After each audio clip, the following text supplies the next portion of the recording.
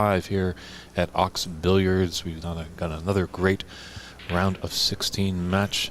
Andrew McCluskey taking on Angus Liu. It's frame one, and we're off and running. Glad that you're all tuning in wherever you're finding us. We are on Facebook, YouTube, and Twitch TV with Ox Billiards handle.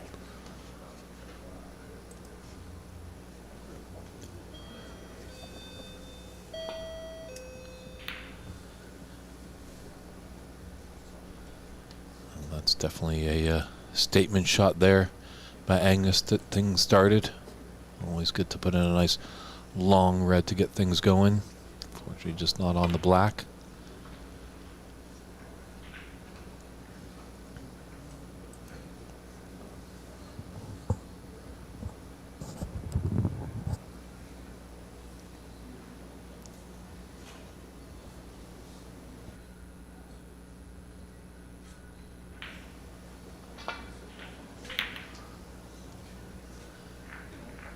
Angus, a local player here. I'm not sure exactly where Andrew plays out of in America. Obviously, talking to him, he has a little bit of a twang as he comes over from the UK. Might be Irish, not too sure. But we're glad that he's over here and playing in this wonderful tournament. Had a lot of good fun with Jake Lloyd in our last match. It was his first time he was in the booth. I think he did an excellent job. That's David Burney in the booth with you right now for this great match between Andrew McCluskey and Angus Liu. Now, Angus qualified for this tournament, so you might be seeing some newer faces that you didn't see yesterday. Right now, not too sure if that's going to be an advantage, playing on day one, playing the round robin, getting a feel for the tables, whereas your opponent in this knockout phase had to kind of sit out and kind of more just watching the game, studying up their opponents.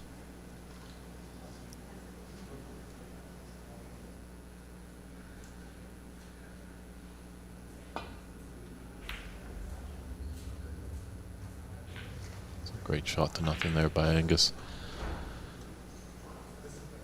See, if he'd missed that red, his cue ball would have been not in the bulk area, but definitely giving Andrew a tough shot. He's got a good angle in the yellow.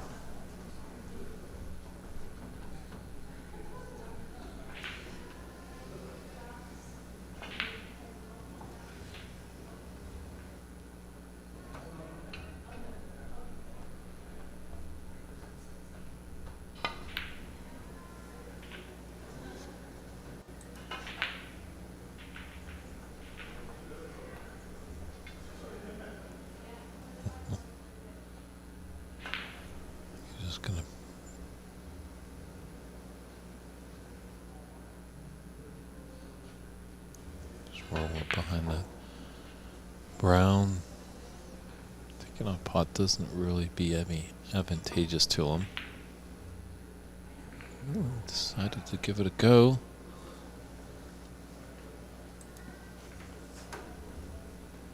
The 4 points would have been nice for him to have, obviously, but after that, his red was going to be a bit tricky. If Andrew has a little shot to nothing here with the red that's closest to the black spot, if he could clip off that, try to take it into the top left corner and make come off 2 cushions to come back to bulk. Decided to go into the bunch and break it up. Got a good cue ball. He's in the bulk area, so leaving Angus with the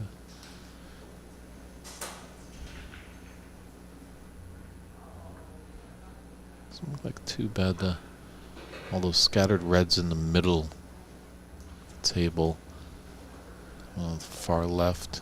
If he can just have a thin snick on that, he can come off 2 cushions around the black into the bulk area.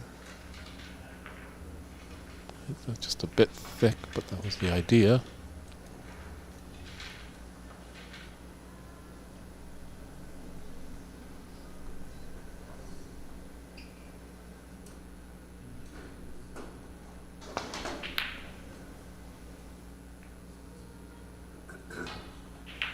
Andrew's got to be happy with that one.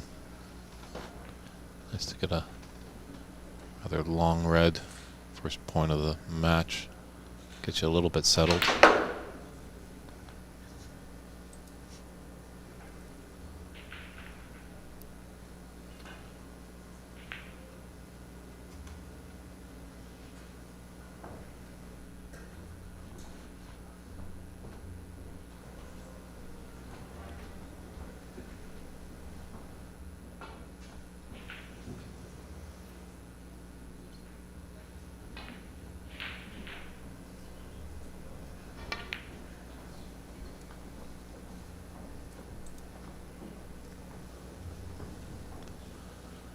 Smartly played, didn't want to force anything there. You take on a wild red, sometimes it can be disastrous as you leave your opponent in. And I've seen Angus in previous events, so know that definitely if he gets a chance he can really do wonders with it. And Andrew I'm a little unfamiliar with, but always glad to see new faces on the table.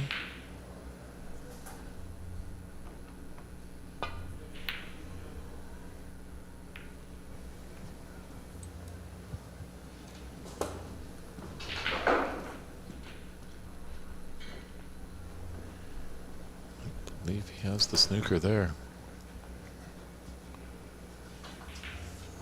Maybe this red on the right side of the table that's out in the open there. Problem is the pathway back to bulk.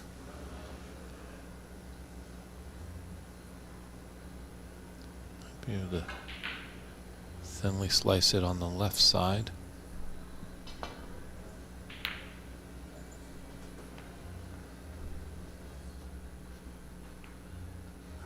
Yeah, I tried to be more of a containing safety. Problem is there's some balls out in the open there for Angus.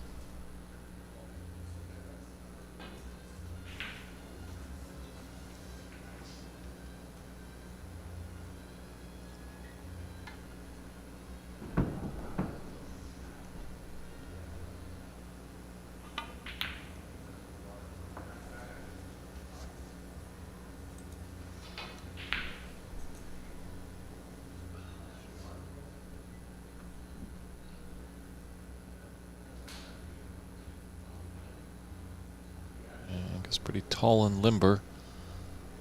Doesn't want to be stretching at all on that shot.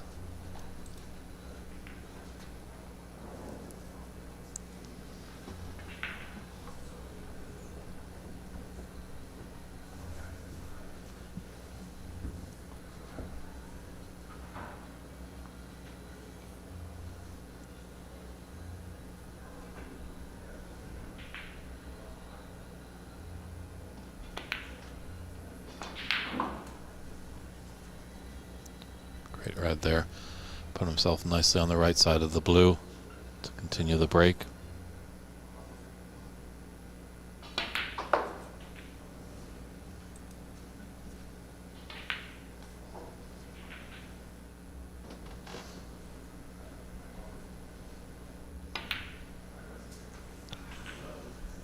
Definitely thought about it. Does have the pink to the top right corner. Blue a little easier, but unfortunately the angle, he's going to have to go in and out of bulk. Whereas with his pink, yeah, he could stay down at the business table, but it was a tougher pot. Let's see if Andrew can capitalize on that mistake by Angus. Black's rather tied up. Pink really doesn't. It goes into the top right, but does he have an angle?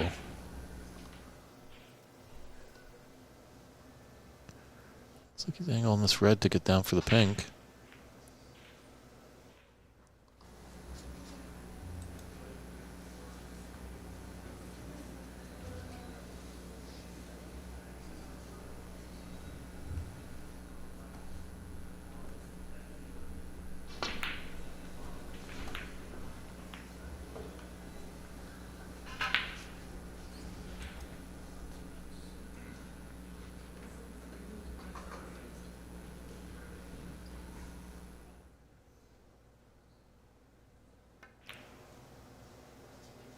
That red into the left middle.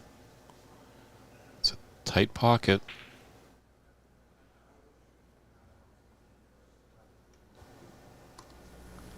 Definitely have to hit it with some pace to have a good chance on that blue. Trying to hit it with pace and get on the right side of the blue. But when you put more pace on the ball, you just got to be that more accurate. As usually if you hit it with pace and it rattles in the jaws, the pocket's going to spit it out rather than receive it if it was a slower pace shot.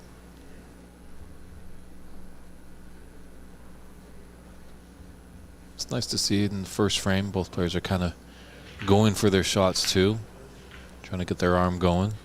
This is the first match of the day for both players.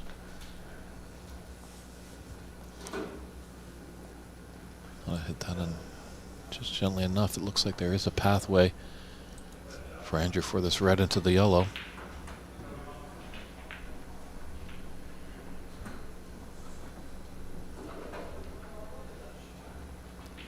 It's nicely on the right side. Kind of stunned down for this red out in the open.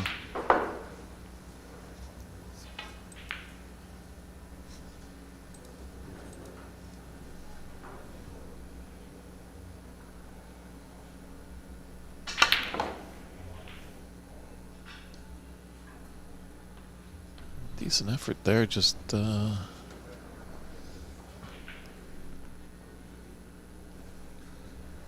wasn't there, but does have a very long green if he wanted to in its own pocket. Might just kind of roll gently up to that black because the brown is snookering the one red in the bulk area.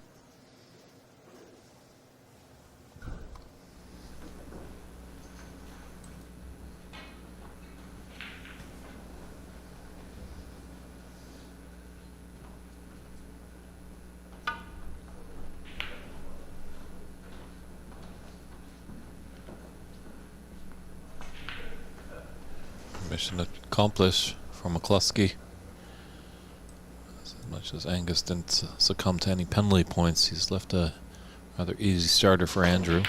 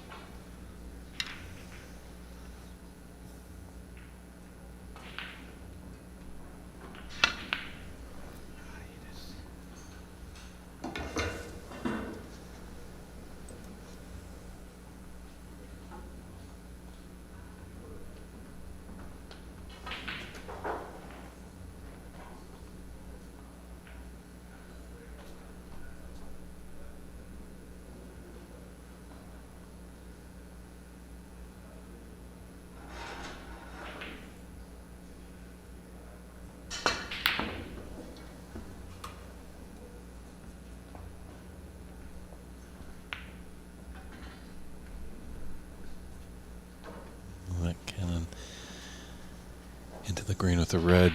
It's not what he wanted.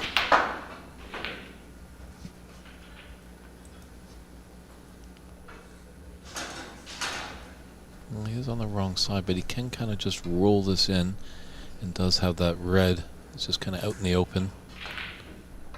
It's going to be a mid-range shot going from one side of the table to the other. So it does have some difficulty here.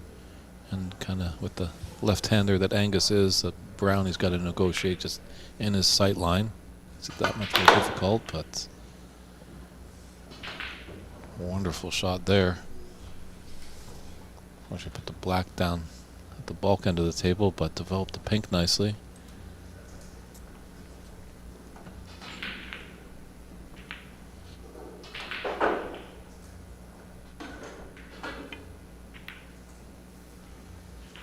Yeah, these two are definitely getting on with it. They're not kind of dilly-dallying around.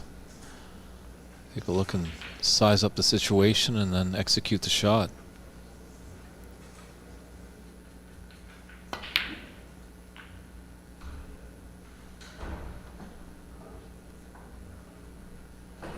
Well, now we know why he put the black down there.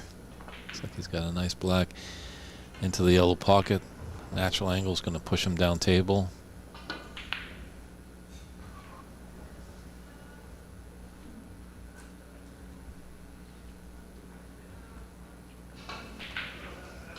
Nice little break there to take an 11-point advantage with 35 on the table for Angus. And as we've seen so many times in the amateur game, it always comes down to the colored balls.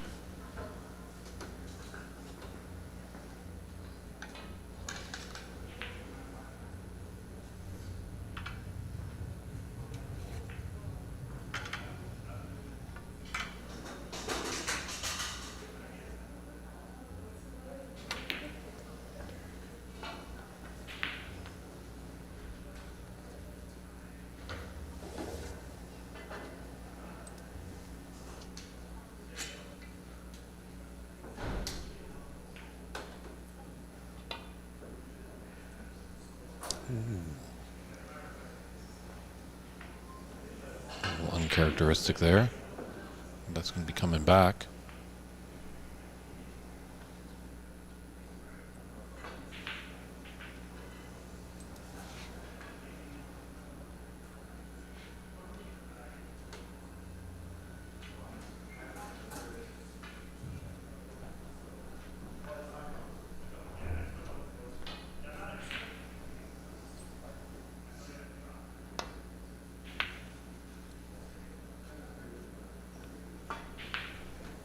Nice effort at the snooker there, but he might have it on behind the blue. I think he was trying to originally get behind the green.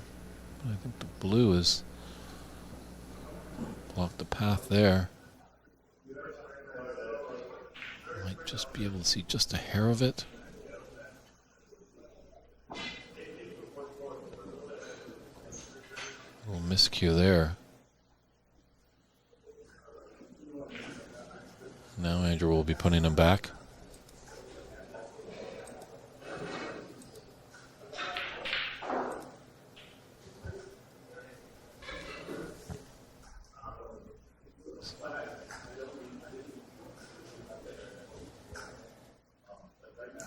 This is when sportsmanship is on high alert. Both players looking at where the white ball is to be respotted. Both players agree. The match continues. Fortunately for Angus, he's left a relatively easy starter here for Andrew.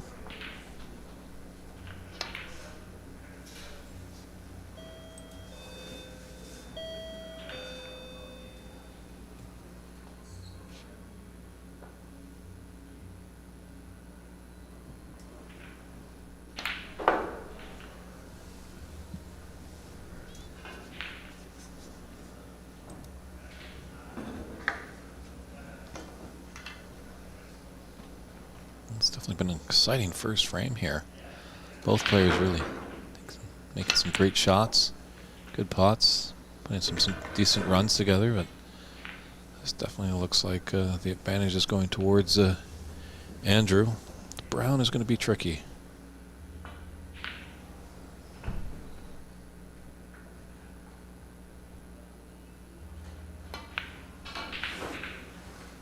Definitely sure does take back that cue. Long backspin, or backswing, I should say, for Andrew. Came up a little close on that brown.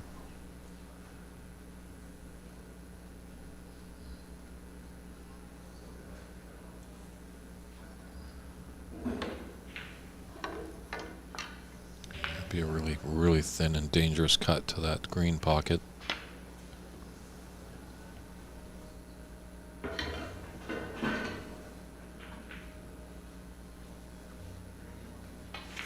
Well played.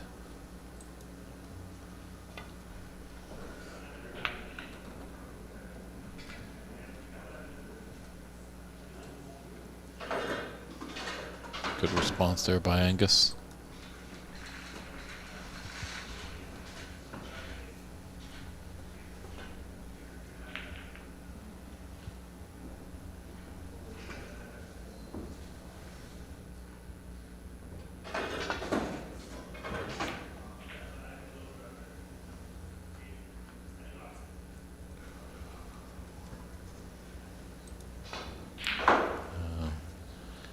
Fortunate, obviously, that the pink is rather in a safe position.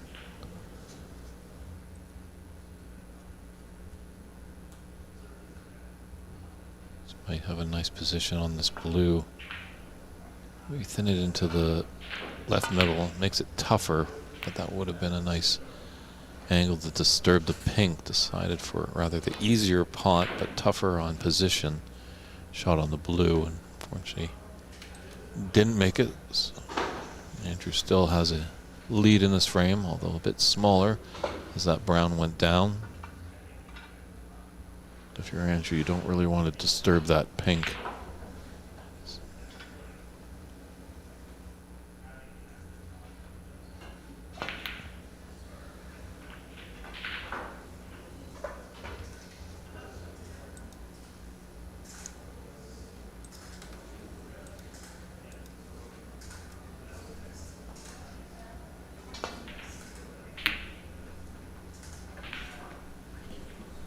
That for a shot. Wow. I think you can see it, but that was a great little parachute shot, they like to call, when you hit your object ball and the object ball comes back and hits the cue ball and shoots it up table.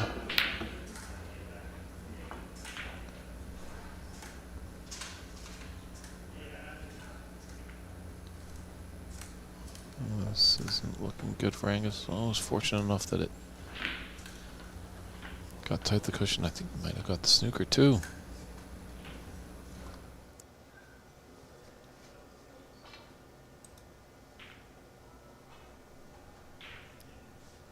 Yeah, we'll raise the hand on that last shot. Tell them that that wasn't intended. So a gift here for Angus. It's been a seesaw kind of frame. To pull up a bit. Well, at the end of the world there. It's okay. It's got this for the first frame in this match. Well done by Angus there. Takes that first frame. What a fun frame that was. I hope you all enjoyed that out in the stream. We're going to have frame 2 coming up shortly. I think it's going to be equally as exciting. Both players just potting back and forth. Some announcements down the pipe. The great World Women's US Open is coming back to back to Ox Billiards. My apologies. On August 9th to 11th. Mark that on your calendars. 2024. Great event. Hopefully we're going to see a lot of local players join in. Some friends come down from Canada, and as well some from over in Europe and in Asia. Real well-run event. Great work by Matt Hewitt and Diana Schuler. They put on a good show, and they're always happy to come back to the Pacific Northwest, and we're happy to have them. We look forward to that great tournament. And the Seattle Snooker Open, that's what we're watching here this weekend. Moving day here. We're going to find out who is going to be in the Final Four for Championship Monday in a few hours, that's for sure. But right now, in this match, Angus Lee leads 1-0 and breaks off to get frame 2 going.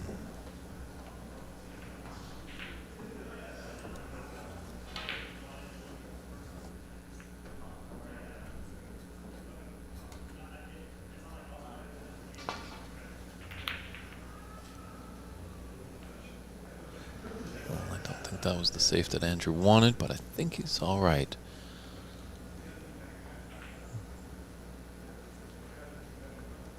There always is just a little bit of luck that can happen in this sport.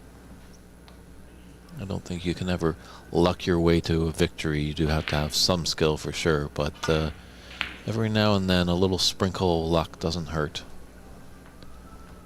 Very nice safety shot there by Angus.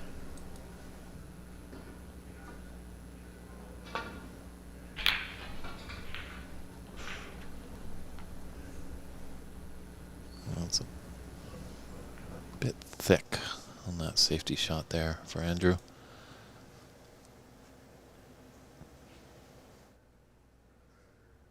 It's got to be high on the black to put it into the same corner pocket he's going with this red.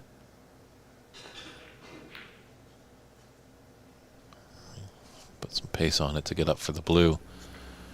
Unfortunately, you put that much more pace, you just got to be that more accurate with the shot.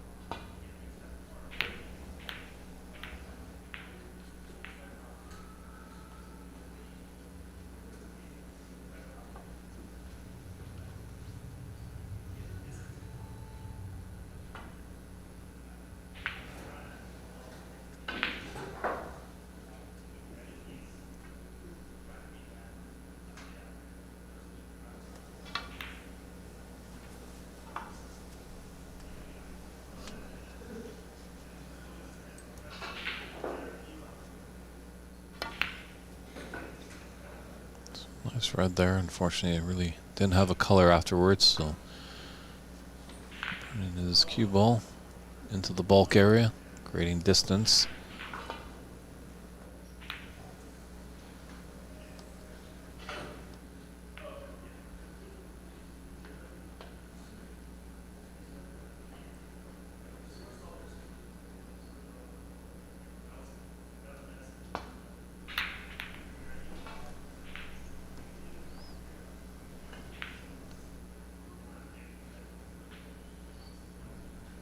Nice pace from Andrew to get that cue ball very close to the bulk cushion. But Angus does have an escape. He might even like that red that's a few balls below the pink. Might have a shot to nothing if he can clip off the left side, shoot it towards the top right corner, but make himself come back to bulk. Obviously the main focus on that shot is to get his cue ball back into bulk.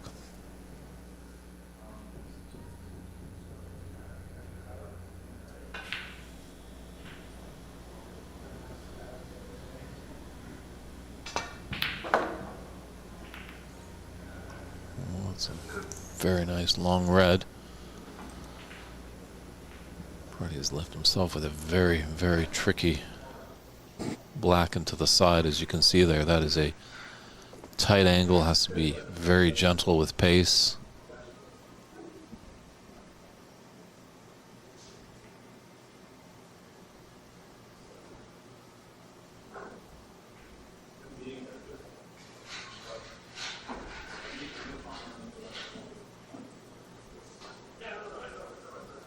Just electing for the blue just to play safe, but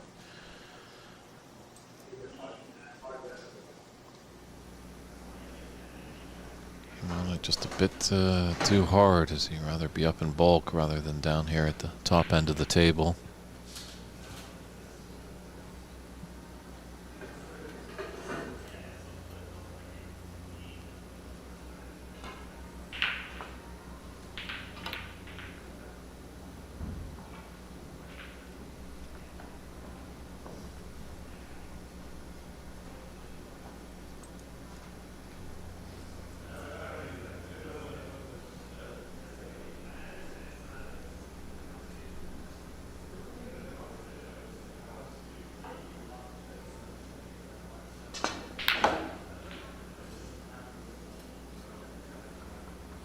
Ooh, just ran on just a bit. It's a great red. Long shot and just slowly floated. Just needed to pull up just a little bit. Unfortunately, ran too much. So he doesn't have the black, and actually he's really snookered on all of their balls. So If you can find the angle, you could just kind of roll in behind the yellow, and that would be a wonderful shot here by Andrew.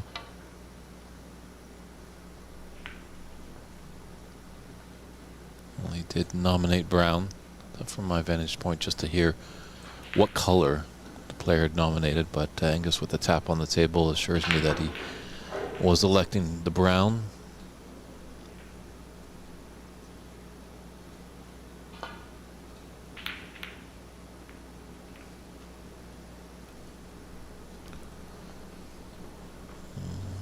Angus would like to have that one back.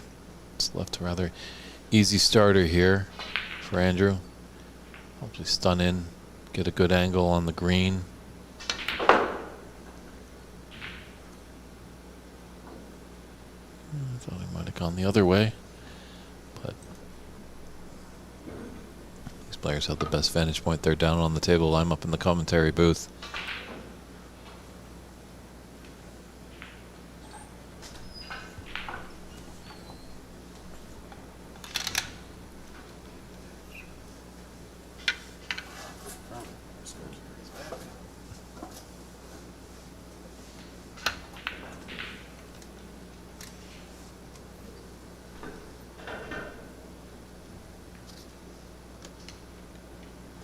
And once again, we're welcomed by Christian Youngers back in the booth. Christian, thanks for joining us. Howdy, howdy. How's it going? Oh, this is quite an exciting match here. These guys really know how to really go after their shots, that's for sure. It's not been one of those draw matches. These guys not like our frame where we clogged the corner with the black and and then putt for a while. Definitely a tactical exchange there. It Yeah. was another facet of the game. Obviously, it shows just you have to, as much as you can putt, you have to have good safety, because in that exchange that Christian's alluded to in his match, that was our previous match on the stream, the cat and mouse game was very interesting. Jake and I were just wondering who was going to falter first in the exchange, 'cause that's where it was leading up to. Yeah, I think I got a little aggressive on one of the shots, but yeah, these two players. So I haven't seen much from Andrew McCloskey, but I know Angus pretty well, and he, like you said, he's the more aggressive player. Is going to be sort of, trying to clear up those tough, difficult shots, etc. He's kind of a rhythm player, I find, where if you can slow him down enough and get him thinking a little bit more on a lot of his shots, back to back safeties type situation, he can leave you some openings sometimes when he gets frustrated. It's kind of, I feel like, the recipe to beat Angus from what I've seen, at least on the stream. I mean, obviously, he's kind of like a train, and he can just roll over any opponent if it feels like at times. Yes, is Andrew from the Seattle area, or is he an out-of-towner? Andrew's an out-of-towner, so we Okay. defaulted all the flags to the U.S. I don't know if he had a flag in mind or a country that he wanted to represent. Oh, fluke stat red in. Yikes. But from what I understand, he's definitely not a Seattle player. I haven't seen him before here at Ox, but I have not gotten a chance to talk to him much, so I should reach out and see.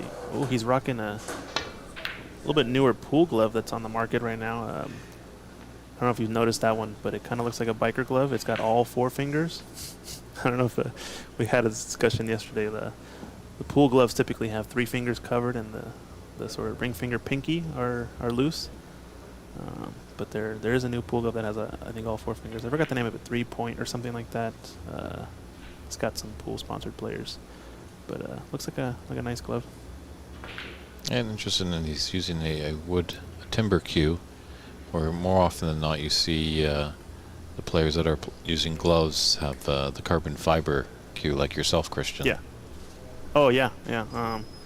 I guess not too common, the carbon fiber cue, right? At least not yet on the snooker scene. But the common distinction is usually the ash and maple kind of 2 parties you get a lot of the time. I know CC uses a glove at times, and I see Alex has one in the room on table 2, table Bex. So I think we have some players in the club. It does get a little bit humid sometimes down here, so understandably so. And I think, was it yesterday Connor Morgan took out a glove, maybe second or third frame on the match table? I think I saw, so maybe not so uncommon as it might seem, the glove wearer in the snooker world, but definitely among the pros it seems to be pretty unanimously bare hand. Mm-hmm.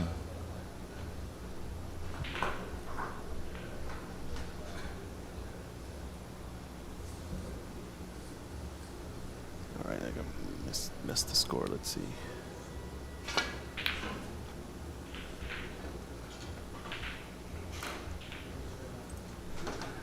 Yeah, Andrew may be a stranger to us, but he's no stranger to this table. He definitely knows his way around the snooker table. Let's put together a nice little break right now. Kind of tricky black to keep it going, but is he able to take this? And he does have a red into the right middle.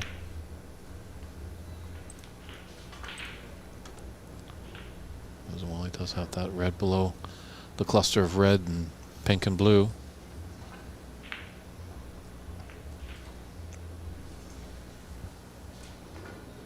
Looks like a break of 16. I think I'm off by one on my score, but so Angus managed to win the first frame, but seems to be all Andrew McCloskey on this one so far. Good pot there, nice little screw shot. Perfect angle on the black. He can stun up into that rightmost red. He's looking maybe to go into the bunch, but I think he can cannon the rightmost red on the fuller side and get a shot to the left corner next. He might open up a red to the corner. Yeah, I didn't like hitting that red because that was your accessible ball, but he's still good. Problem here is blue is not on the spot, so where does he go from here?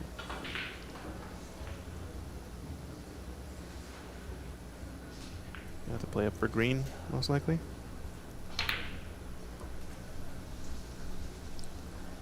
Yellow's an option if he overruns position. True, because he does have an angle on the yellow. He's got the topmost red to right middle next if he wishes. I don't know if anything else is really on. Maybe the red in the muck, though, kind of one stuck in the middle of all the reds, might go to right middle as well. A little bit of side spin on that shot caught him out, I think. Yeah, he's got a couple of reds. He did have a couple of reds actually into the top left. So oh, yeah, yeah. Angus might be able to take advantage of this. See how he rebounds after that 25 break by Andrew. Right now, solid start. I think it still stands that Kevin Cooey has the high break of the tournament right now at 73. Yeah, 73. That was in our match last frame that he managed 73. Pretty good. I think it's his high break here at Ox as well, so a new personal record. Congrats to Kevin. I don't know if there's a high break prize in this tournament. I don't believe so. Oh, we went this. Oh. That slow rolling speed, you have to kind of aim at that far jaw. You're going to get a little bit of the nap, especially now that the tables are worn in a bit. The cloth, the nap definitely pushes that ball offline when you're shooting it along the diagonal.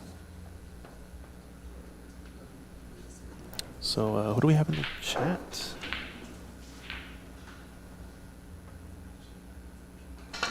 Oh, looks like we have another match update, I think.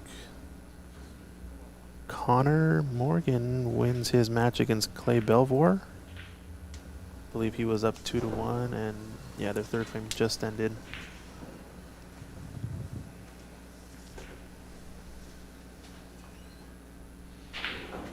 Yeah, so Connor Morgan advances to the quarterfinals. Congrats to him.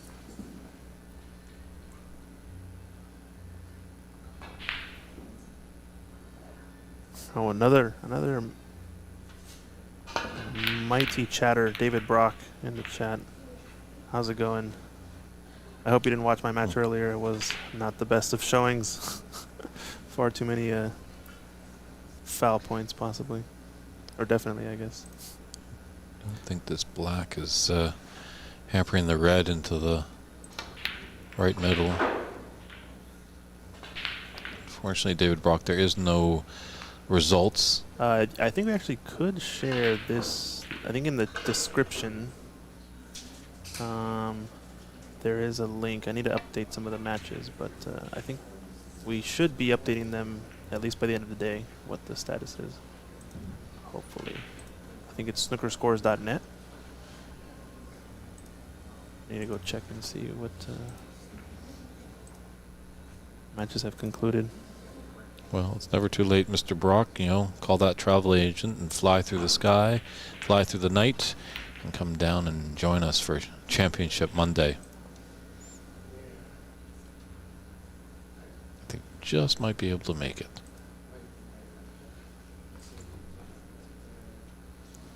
I guess if it leaves right now, yeah.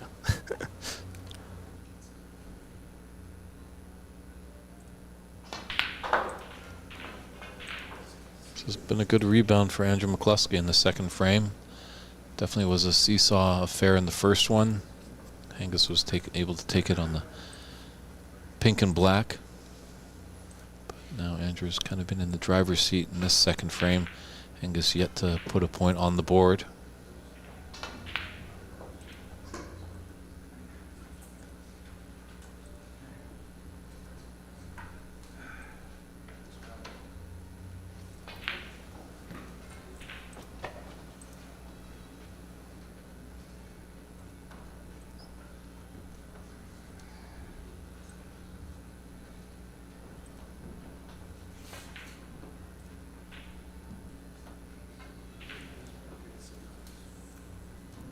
Yeah, there you go, David. I think that that has all the info on there. Don't pay attention necessarily to frame wins, because I believe I just did walkovers for the group stage. And I might just have walkovers for the bracket. So just check out match wins. I'll see if we can update the actual stats with, you know, frame scores later. I don't think we have all the frame scores is the only issue. So the bracket should be updating slowly as I enter the scores, though. Very nice safety shot by Andrew there. Took his medicine and put that cue ball tight to the vault cushion.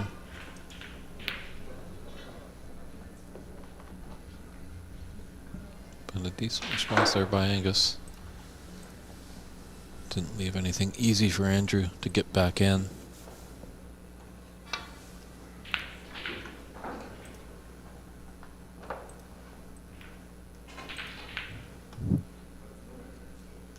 Angus could have a shot to nothing here on the two reds in the middle, the lower one. Clip off the left side, take two cushions back into bulk. That's always nice when you can make a shot to nothing.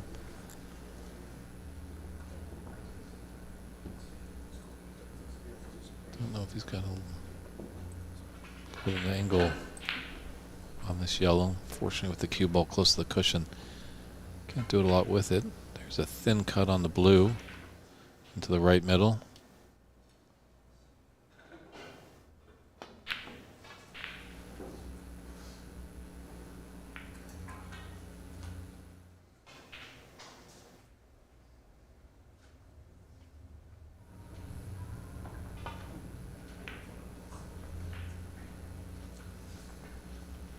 Ooh, David Brock saying, yeah, Daniel didn't get out of the group. He actually had to forfeit.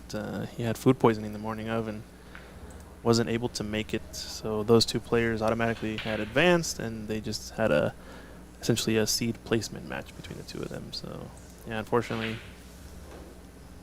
too bad to see Daniel unable to make it. Yeah, I remember him putting a good outing last year, so I was looking forward to seeing how his progression was going over the past year. But hopefully he's rested it up and that illness has gone away, and he'll be ready to go for next year's Seattle Snooker Open. And also, isn't there a U.S. Tour stop here in the coming months here at Ox? Yeah, United States Snooker Association, I believe.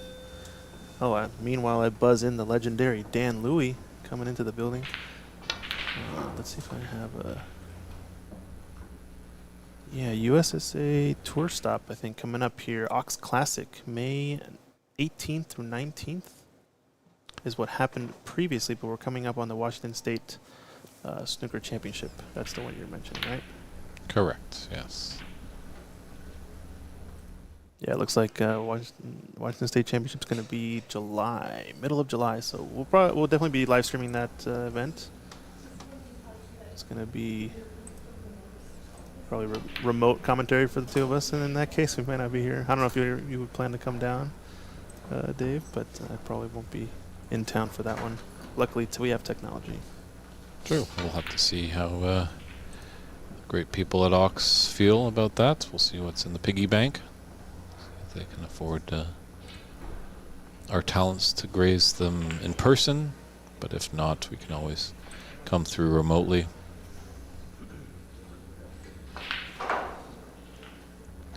So this second frame going the way of Andrew McCluskey really has been in control, as this will be a concession, as there's more than 2 snookers required, and they're in the color stage. So Andrew takes that to tie this frame 1 apiece, and we'll be right back with frame 3 action.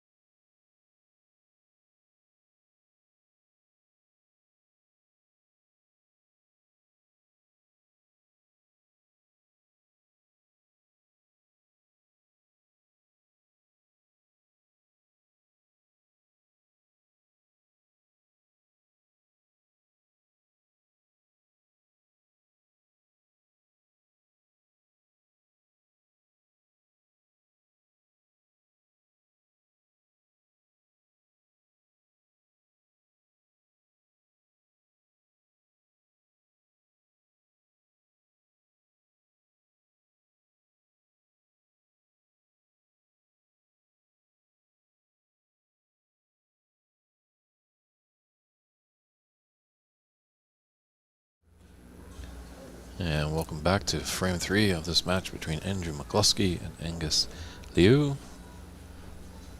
Both players took a frame apiece, so we're now down to a best of 3. You can find us on Ox Billiards Facebook, YouTube, and Twitch TV page. Feel free to send us any comments or questions you may have. Let us know where you're tuning in from, as we'd love to see where all our fanship come from. It's David Burney in the booth with Christian Youngers. We're happy you're tuning in. and then taking this great Seattle Snooker Open Championship of 2024 live from the Emerald City. Yeah, this is gearing up to be a pretty good event. I'm excited to watch some of these matchups. I think the quarterfinals is going to definitely be not letting us down. It's going to have some pretty good local players possibly, and it's going to be, I guess the difficult part's going to be figuring out which match we're going to stream, because there's so many good matches, so many good players in this event. A lot of folks from semi out of town, some folks, Portland area that are previously from the UK, Ireland. So good international crowd. I think there's a gentleman from Kuwait, I believe. He's playing Charlie Brown on our back corner table, I believe. So, yeah, good variety. Ooh, that was an unfortunate cannon into that pink. Just left an easy opener for Andrew. Black is semi-potable. It's a little bit difficult, but not too bad. I think just saw Alex Newstead pot the final black in his frame against, is it Anwar, or does he go by Adam? Adam is, what I've heard, that is what he likes to go by. Adam, that's right, okay. So yeah, it looks like he took the first frame against Adam, which had a strong showing yesterday in the final group stage match of the day, I believe. I saw him and Connor go at it in a few frames. Looked like both very solid players. Yeah, it looks like Alex has had a strong showing in that frame. Takes it down. We'll have to check in, because they're not using the digital scoreboard is the only thing, so we'll have to see from afar, or maybe get an update from our tournament director, Jamie Miller.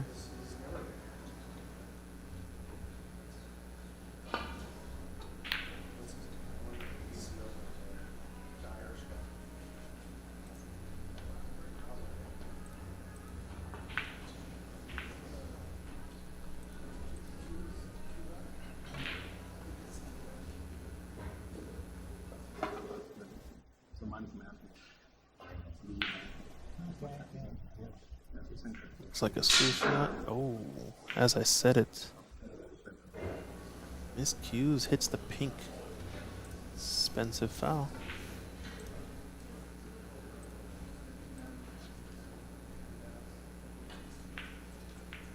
Could be expensive in more ways than one.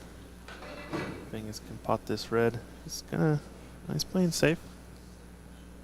I think he knows that Andrew can definitely fight back, as he did in the previous frame pretty well. Digital scoreboard is fixed, says Dave Daly. Oh yeah, Jamie Miller, tournament director extraordinaire, is on the job. They've got the remote working, and yeah, I think we're good to go.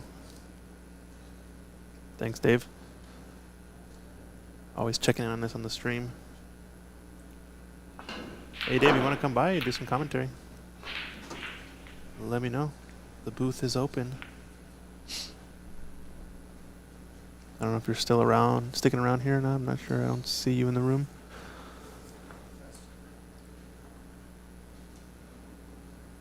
Look at this table, though. It's almost looks like a drill you would set up for yourself, right? Or kind of just throw the balls out and warm-up style. All the balls kind of equidistantly spread apart. Yeah, it just needs a good red in color to get into it. Because, yeah, it's kind of looking what pathway almost to get back into the bulk area.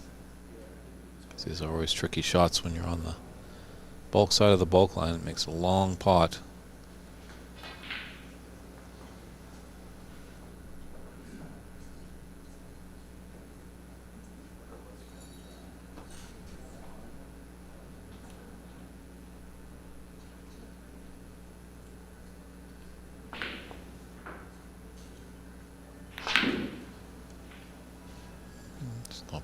retain the safety. Left potential for McCluskey.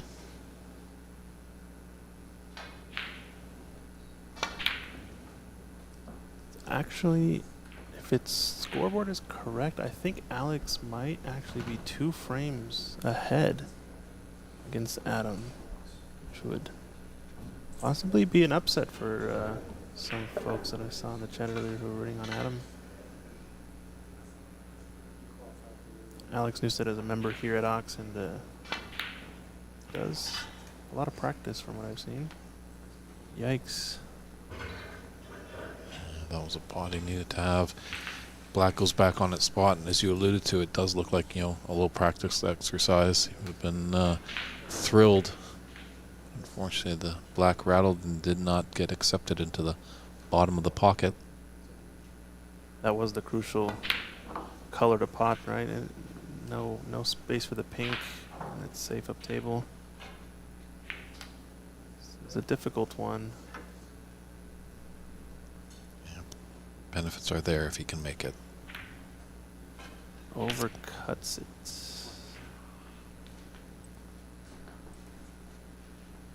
Hopefully they're not just getting ahead of themselves. As we've alluded to, it's a beautiful spread out there, but they got to take it one shot at a time.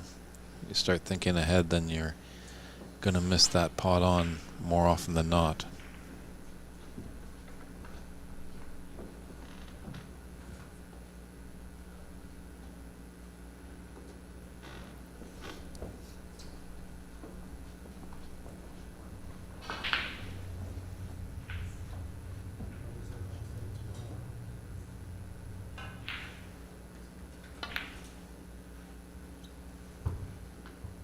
I can't help but looking at our second table. Alex just knocks in a massive long red. He's playing well.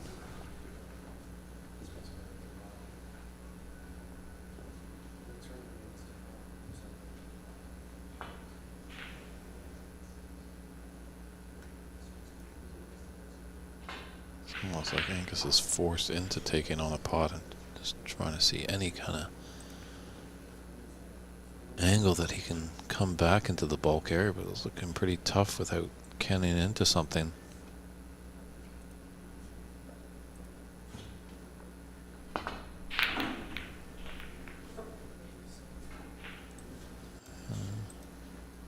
It's done alright to get back into bulk. He's left a open red to the top left corner pocket.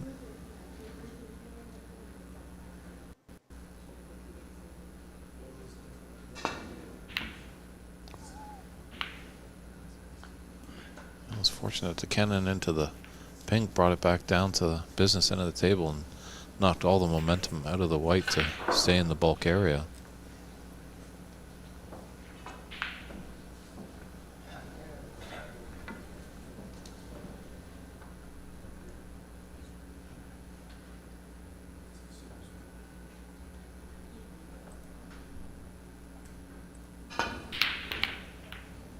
Aggressive there from Angus. Does it get away with it?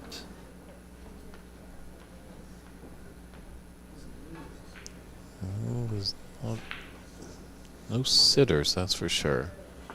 There are some pots that are on, but they do have bits of difficulty.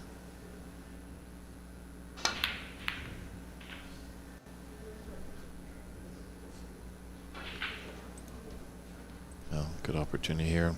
There's 4 reds obviously on the left side of the table, but there's a lot open around the blue, so he can just do his dance around there.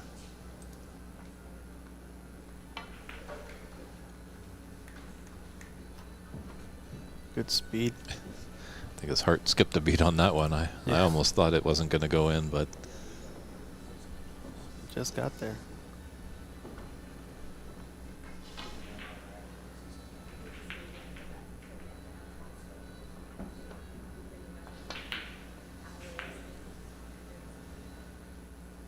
He's got a brown into the yellow pocket and that red right beside the brown.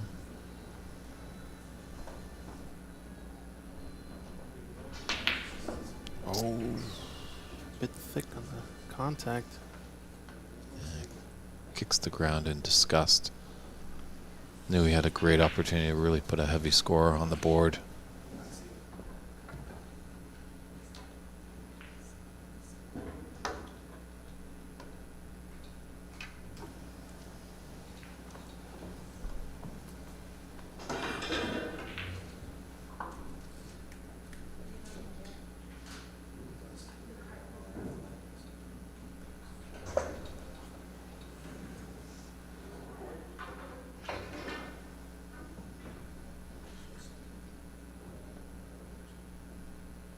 Just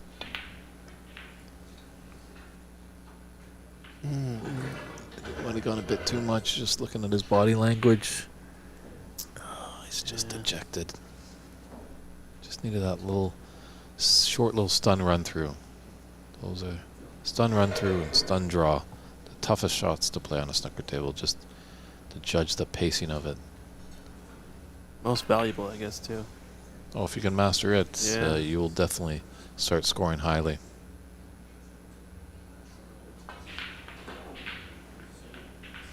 It's going to be a good safety if he can hold up. He's left this red to left middle. Alex is on a heater break on table 2. 14 with all the balls. Pretty accessible. Do a quick switch over here. Keep you posted on that match. Oh, this is not going to be ideal. Oh, he just got there. This That's is, a great shot. yeah, this is an opportunity now for Andrew. Really put the pressure on. Yeah, just take care of the business, clean up some of these open balls.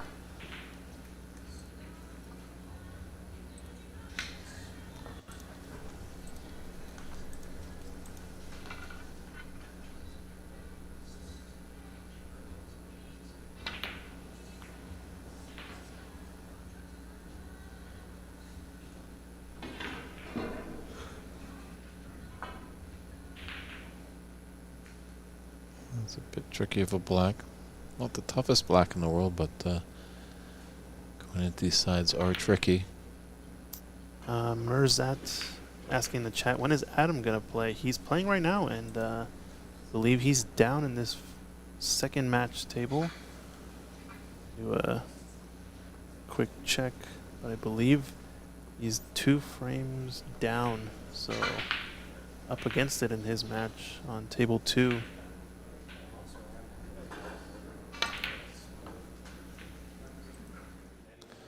See over here, he's on a red. I believe he's down by 16 points in this third frame. Alex has been putting the pressure on, it seems.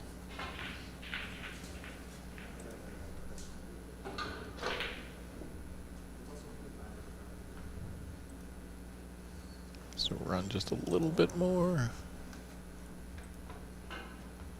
Good green. So Andrew looking strong in this break here. Doesn't want it to catch. Yeah, well done. He's got the speed down of the nap and everything.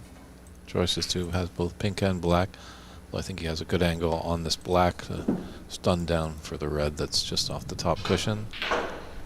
Clean up that, and then we're going to have to deal with the business of these 4 reds on the left side.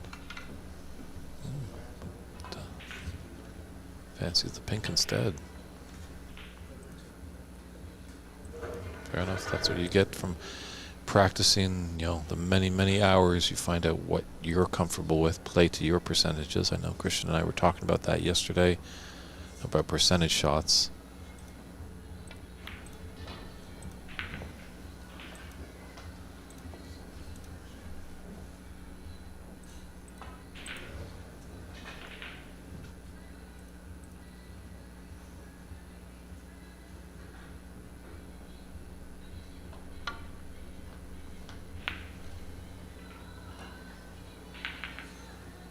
Smart shot there. Angus is going to need that green. So putting it safe is definitely advantageous for Andrew, and as well he created a little yellow and brown hiding spot, so we'll see if the player can take advantage of that to lay a telling snooker. Yeah, going back to that green, I think it goes undervalued pushing that that color safe. Especially a little bit lower levels, you see players just focus on potting everything, but you got two players that can run out. Pushing that color safe for the clearance is crucial at certain points in the game.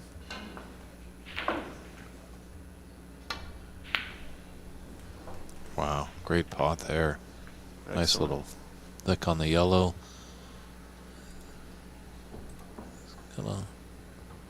It's got a trace of an angle here.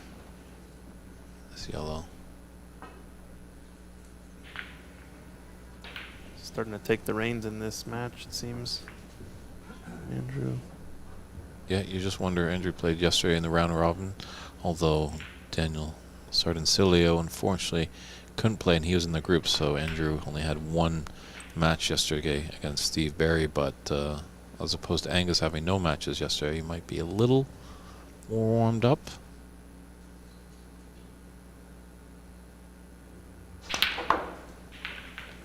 So Angus knows these tables fairly well, though. He does play in the Washington State Snooker League and a lot of our events here. I believe he qualified through the league to get into the seeded stage of this tournament.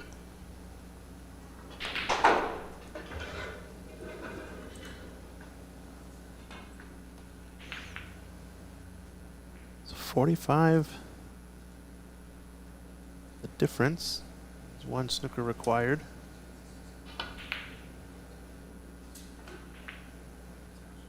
And he's got it. Very nicely done.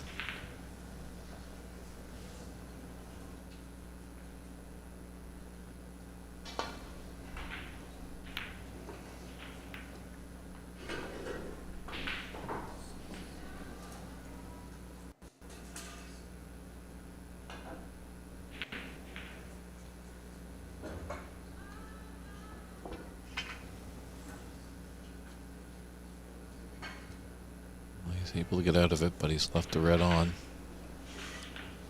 Always nice when it's just one snooker, so there's potential obviously of a free ball happening. And I've heard from our research staff that Andrew actually is a certified USSA national coach. I think he is the USSA national coach for the United States Snooker Association. That's cool. I was not aware of that. This is going to be difficult now. I think this is going to be another frame towards Andrew's or Andy's side he goes by. Yeah, coach or no coach, Angus, you can't leave kind of any player, well, besides me, you can't leave any player that shot when it's just sitting in the jaws, you know. Interesting choice taking the pink here. The blue, much more potable, I feel, but he's striking them well. It does lead better to the red. That might be a little bit more of a difficult pot. Yeah, Angus has got to do something to switch up the momentum, because that's a now 2 snookers required stage. So Andrew's going to take a 2-1 lead in this best of 5 last 16 match. Winner of this moves on to the quarterfinals that will be played later today. I believe the tentative start time for those are 4 p.m. Yeah, we might start a time. little bit early. I think we're slightly ahead of schedule on our TV table, so that might start a bit sooner. But that'll be the last round of the day, I believe. And semis and final are going to be tomorrow around the same time, 10 a.m. start. I believe 10 a.m. That's a best of 5, and that'll be followed up by the finals that they might shoot for. Wow. Little smile there. Yeah.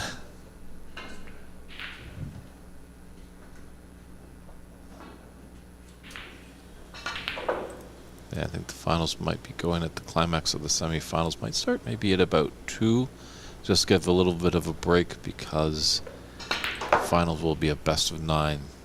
But probably in our little lunchtime break after this match comes to a conclusion, we'll touch base with our great tournament director, Jamie Miller, just to find out the accurate times, just so all of the great viewing public out there doesn't miss any action. So. And this is fun. Nice break here. A couple exhibition type shots from Andrew. Well True. done. Takes that frame. So, a 2-frame advantage for Andrew McCluskey over Angus Liu in this best-of-5 match. The Seattle Snooker Open is what we're watching this weekend live from Ox Billiards in Seattle, Washington, the Evergreen State. And the ladies return in August from the 9th to 11th. The U.S. Women's World Snooker U.S. Open. Going to be a fun adventure there. It's always a great event. Lots of fun, lots of laughs, and we can't do it without our great support of WineCellars.com. They've just done wonders for the game of snooker here in America, supporting this event as well as the Sean Murphy Tour. So we're really appreciative of the support that WineCellars.com brings to the table, and I hear they make some fancy, fancy wine cellars. So Angus breaking off to get frame 4 started. Needs this one to force us into a decider, but can Andrew keep the hot hand going and just snuff out any chances Angus get a little tongue twisted there. Thank you, Christian. Of him, his chance to win the title. We should just call him Agnes from now on. Agnes. I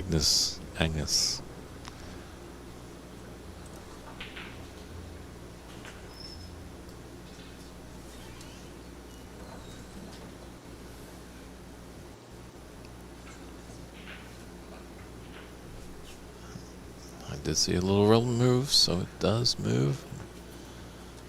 I don't know, we're going to have a little tit for tat here. Maybe a re-rack, potentially.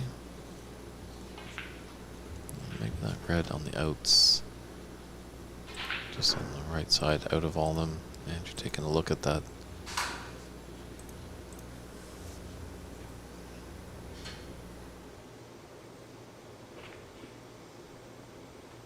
Yeah, I didn't think he had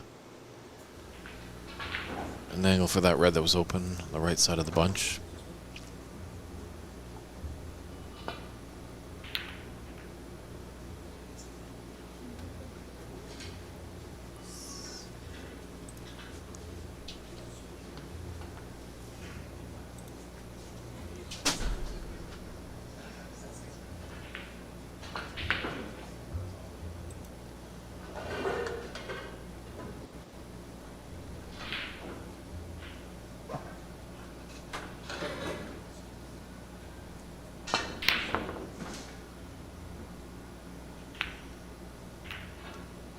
Just seen from our vantage point that Canada's Charlie Brown has a 51-8 advantage in his first frame match. There's a couple reds on the table, so we'll try and update you as that progresses. And Alex Newstead looks like he has a 2-frame advantage over Adam Najati, but Adam has got a 1-point advantage in the 3rd frame. And at a table, I think he's on a 14 break over there, looks like.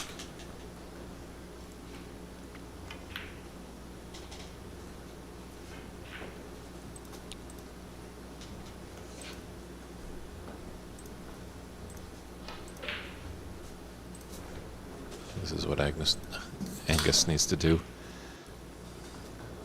It's going to be perpetually Agnes from now on, huh?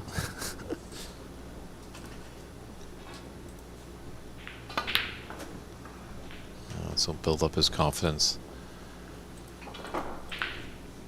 Yeah, he's got to forget about those last 2 frames.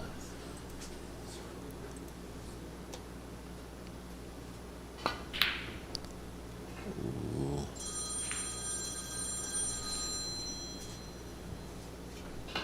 This is going to keep rolling too.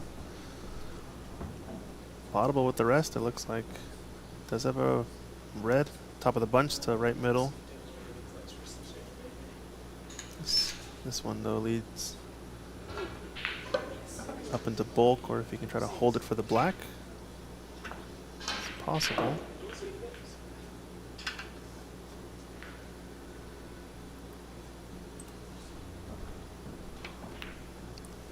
Yeah, up in the bulk is the right shot. This angle, he can play the roll up on the green. He can also push the green up table and roll up on the brown. Both are pretty doable. Does have a pot as well, but don't know what red he's going to play for next. So I think just a roll up is right. Good shot. Very nice. So many times we just see players just not give the correct amount of pace for that and just come up short. And the problem with that is they succumb to foul points of not hitting their object ball. And then, as you can see, if it just rolled up short, he would be giving his opponent a free ball or putting his opponent back in to play. So, but being a coach, Adam knows all the or Andrew knows all the ins and outs. Just gonna go wide. Expensive.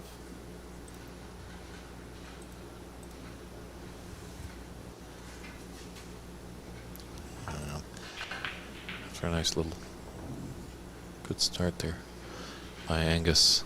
Didn't really want to give back points rather easily, especially a 7-point foul.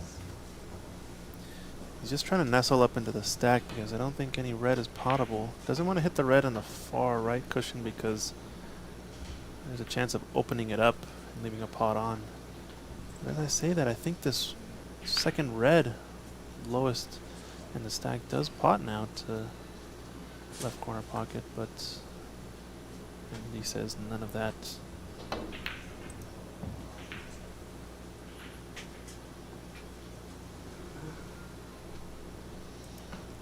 He's got a bit of a shot to nothing. Angus does have here, and that red on the right side of the bunch, but not opting for that. Kind of cross double safety.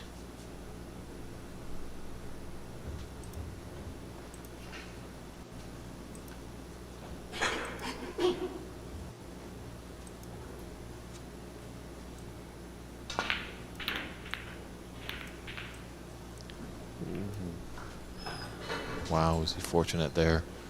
That really could have gone wrong.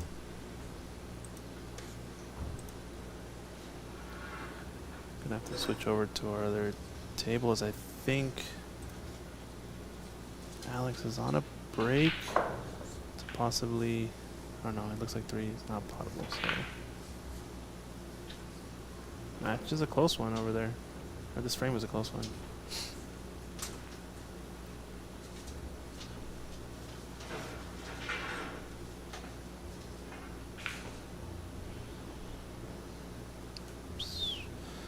Yeah, we're going to switch over real quick. Break is on here for Alex Newstead.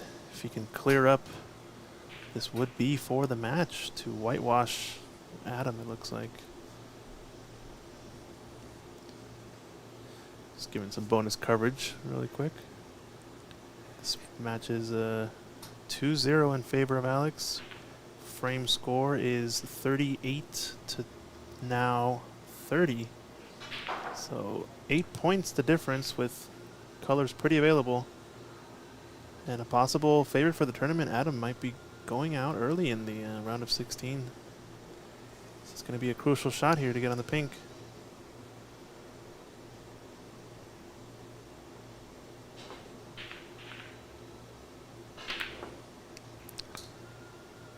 The mistake has been made. Well, he's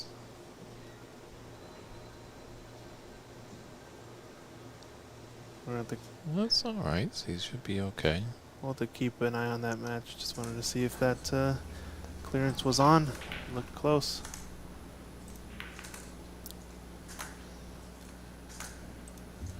Unfortunate miss there by Angus.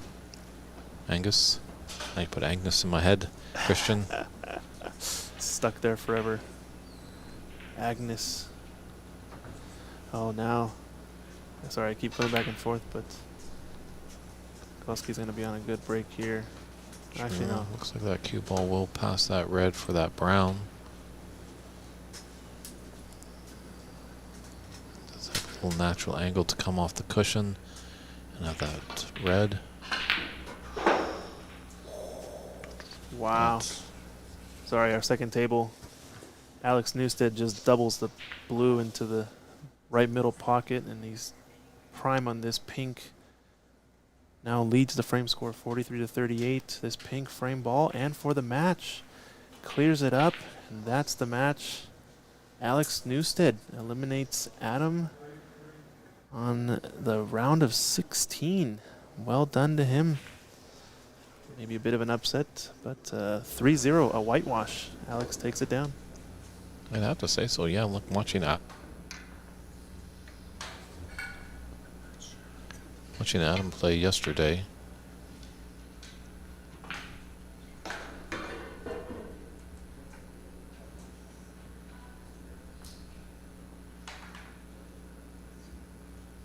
Sorry about that.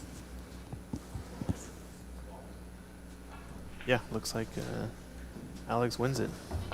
You were saying something, you're watching, I think Adam had a match yesterday. I wasn't watching on the stream. Yeah, very impressive player, that's for sure. Funny how this game works, you know.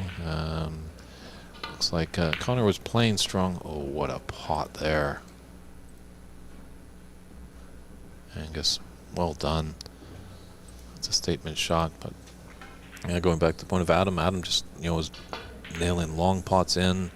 There were some shots I feel Connor gifted him a chance to get in, and Adam was punishing Connor and got the victory, and he looked very promising to run far in the tournament. But this is quite a surprise with Alex Newstead doing the whitewash victory over Adam. So unfortunately Adam's going home, but Connor, who was victorious in his earlier match, will move on. So the twists and turns of a snooker tournament. Yes, indeed. Yeah, that could have easily been another met in the final, semi-final or something. I think that group stage match we saw yesterday. So incredible stuff. Never know what can happen on these tables, especially with these tight pockets. Match tables doesn't get any better than this. Always a little bit of drama involved, that's for sure.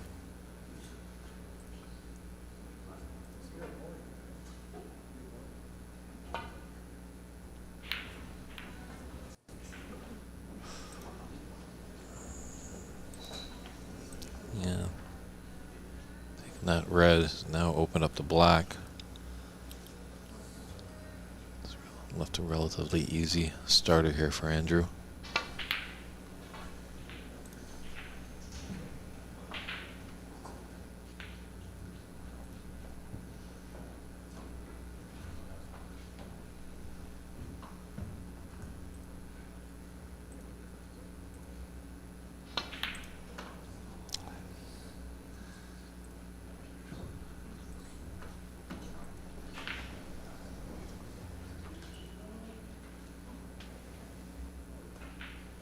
Maybe a little of the momentum is starting to swing in Angus's direction. He needed something to kind of switch up the match a little. After taking the first two frames, Andrew fought back hard. Really was in control of frame 2 and 3. If Angus can stop the bleeding here, he could force a decider. Just in between.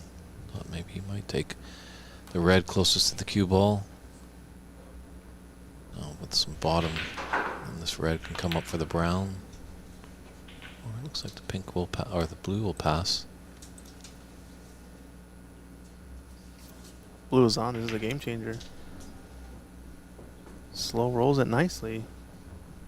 It's gonna spot on the black, so he's got options here now. Maybe not the typical scheme of colors you might see on the table with brown on the blue, blue on the black, but plenty of points available to make a big dent in this frame. Ouch.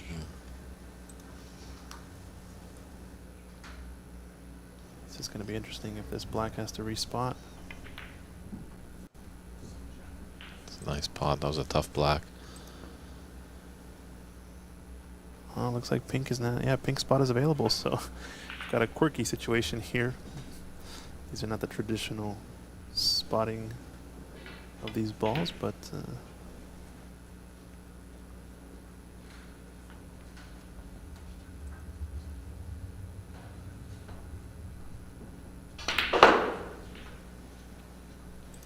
Nice. He's got that red, low red of those 4 in the middle of the table.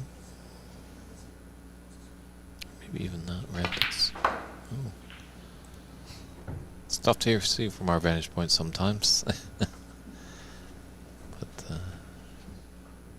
Angus getting in his kind of rhythm now, finding some flow.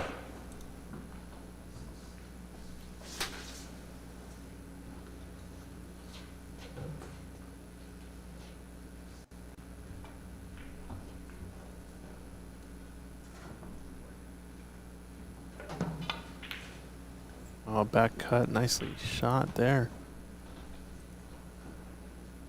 It's on a 28 break. This is his style. Yeah, he's just beaming with confidence of the past few shots. Just made it accessible for him for that cut back red, and smart thinking there. Didn't get ahead of himself and try and force to win the frame in one visit. Knew that the balls were a bit difficult, and his next color after that red was tricky, so decided just to run up to the brown. I wonder if the yellow was on there or not. Must not have been. Angus has forced Andrew into making a poor shot there.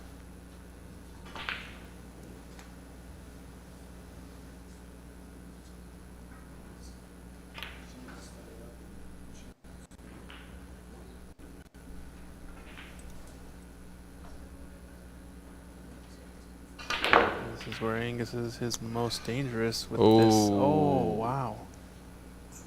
That's a bit unfortunate, yeah, just when he was getting going. Beautiful yellow, but unfortunately cannon it into the green to put it into the pocket. Now, This is a free ball. it is. Free ball now in the ruling. Obviously right now, if a free ball is awarded, Andrew cannot use his free ball to roll up to snooker his opponent on it. He's going to take this brown down into the corner. Aggressive shot, and it pays off.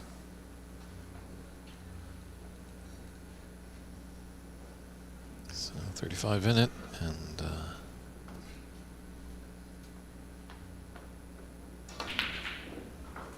oh, 43 on the table. Disaster.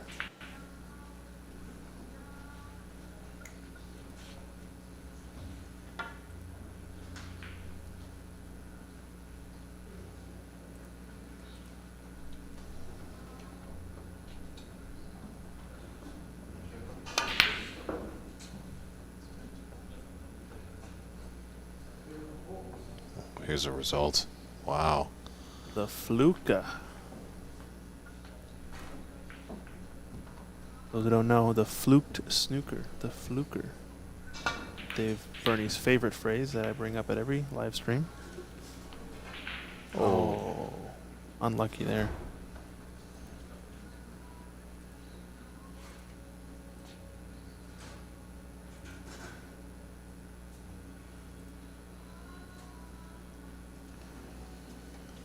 Peter Singh Charlie is playing right now. He took the first frame in his match, but he's trailing in the second frame 28-4. Try and keep you updated as that match progresses. Glad you're tuning into our TV match here with Andrew McCluskey and Angus Liu and Francis Cho and Kevin Cooey as our other match of the afternoon. Unfortunately, their scoreboard is obstructed from our view. Yeah, we can take a peek over here. Looks like this is the match between Charlie Brown and who's his opponent? Redron, I believe. It's a player in believe Seattle area. He plays at Empire, from what I understand.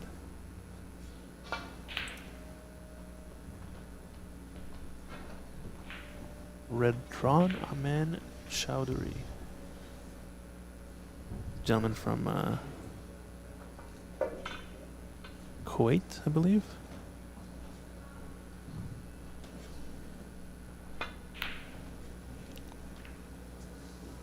Oh, the dreaded double kiss.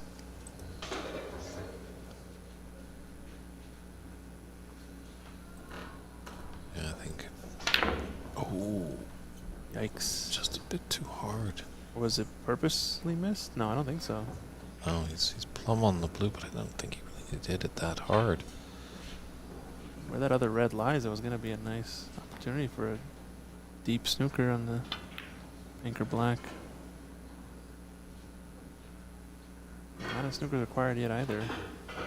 It's a great shot there by Angus. Yeah, well done.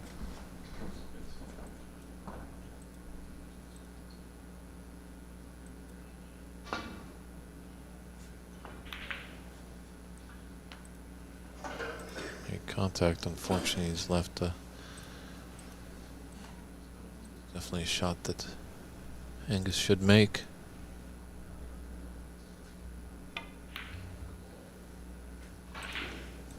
So I think it's looking pretty prosperous that we are going to be going to the decider in this one. Yeah, good action.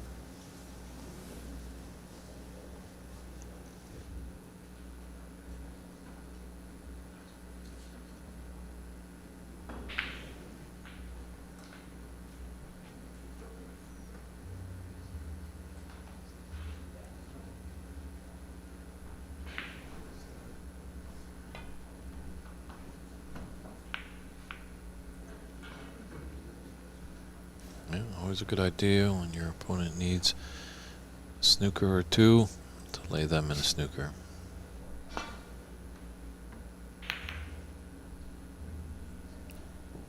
It's going to leave an opportunity to clear up the frame now for Angus. Good pot. Should be a concession there as we're in the more than 2 snookers required for a victory. It's been an exciting match and it's equally going to a decider. 2 frames apiece. Stand by, everybody. We'll be coming back with the deciding frame of this exciting match right after this.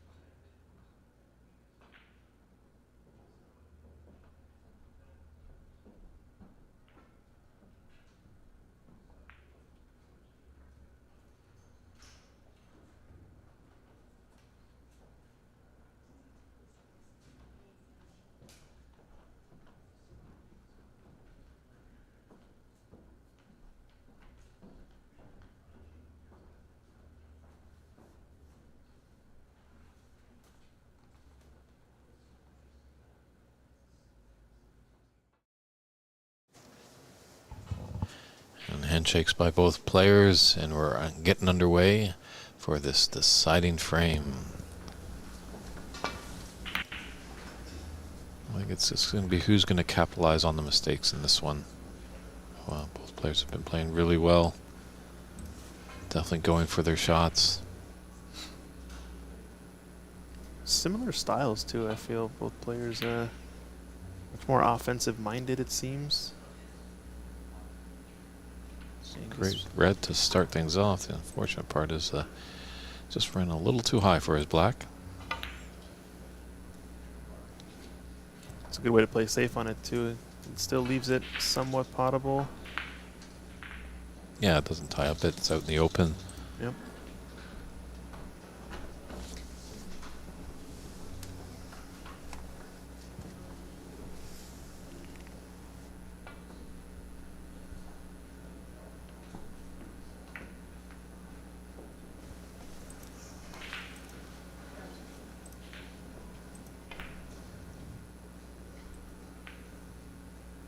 Now I think I see a little bit of a contrast too.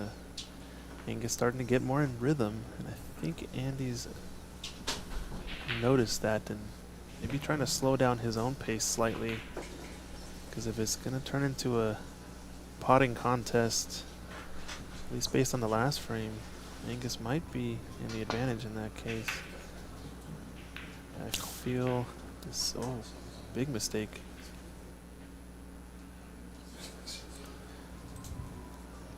Yeah, didn't want to cannon into that black.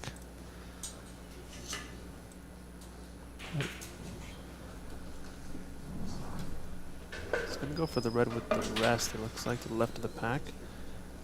It's a bit of a shot to nothing. If you can avoid contacting the red on the right cushion or any in the bunch. Doesn't want to cut this thick. Overcutting it. Oh, overcutting it too much. Cut the other red.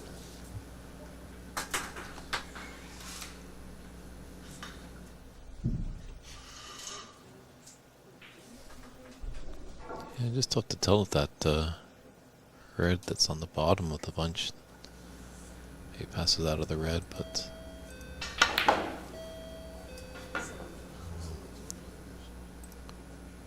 how does this black pass the blue? Don't think so. Gonna be taking green, I think. Both players would love to get that black back on its spot, but don't want to force the issue. You gotta play for it probably to right corner in the green pocket, maybe right middle. He has the angle on this. Stun over, I think, just a slight one. If he misses this pot, it's going to be typically overcut to try to get positions. It needs to be center pocket. That's about as much as he could get out of that. Second prize, though, blue, to get it back on the spot at least. Helps a bit.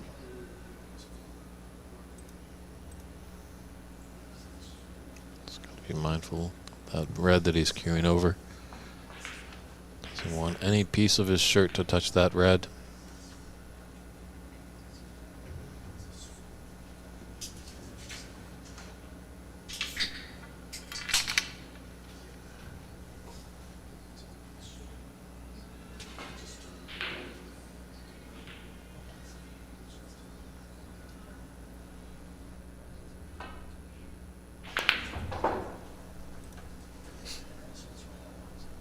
It's a good line, but a little bit pacey. This is end of break, it looks like. Mm-hmm.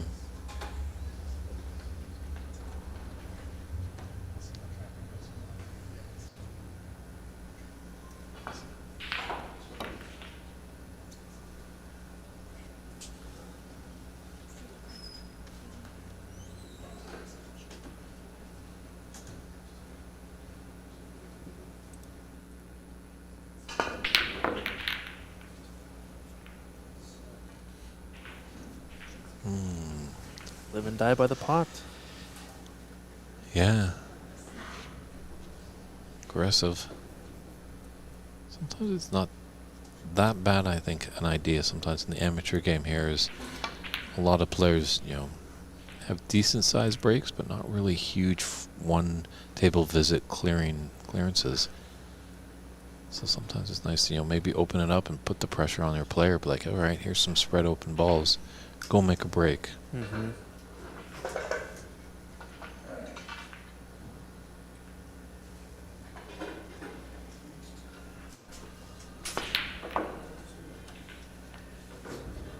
It's a good shot with the rest.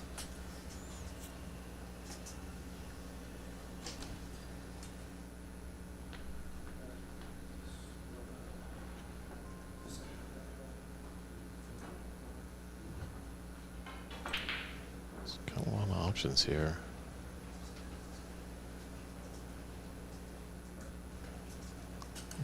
That went to the left middle.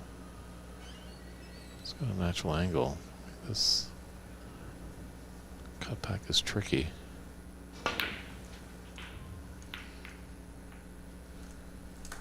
Nothing but nets. But the problem is I don't think that pink can go by those reds into the left middle. Bit too much traffic, yeah. He's looking at where he wants to leave the cue ball here. Probably going to glance off one of the bulk colors. With the lead in this frame now, probably going to be pushing one safe. As we saw previously with the green and 2 frames ago. Not pushing it safe, just playing the safety.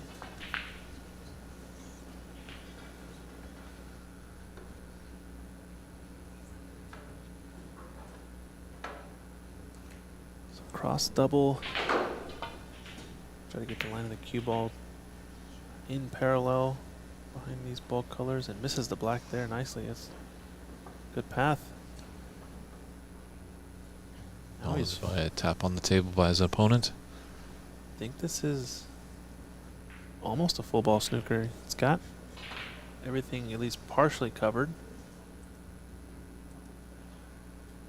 Don't know if get at one of the extreme edges of these reds. I think if he can get to the left one, leftmost red, that's probably going to be his option. Yeah, doesn't want to mess with the bunch near the pink. Oh, he had the full ball, so he's trying to screw it back. Gets the white in a safe position. Just didn't want the cannon, so now a response from Angus. Can he get some points back?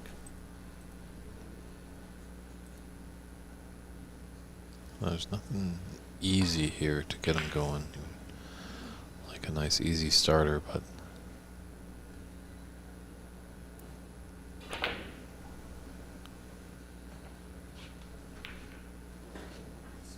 yeah, frame 1 might have taken it on decider in a do or die moment.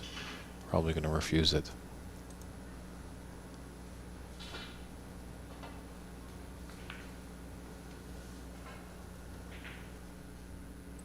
So we know both players can pot. Let's see who's the more proficient in their tactical game. That might be the difference in this decider.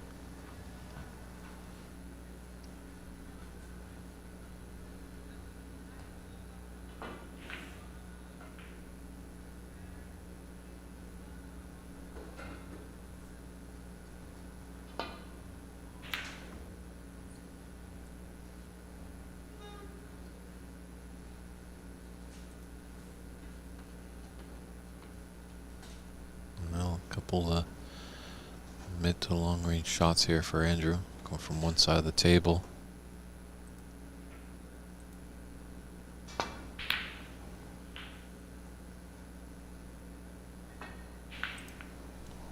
Enjoyed that little kiss on that red, put him plumb onto the black.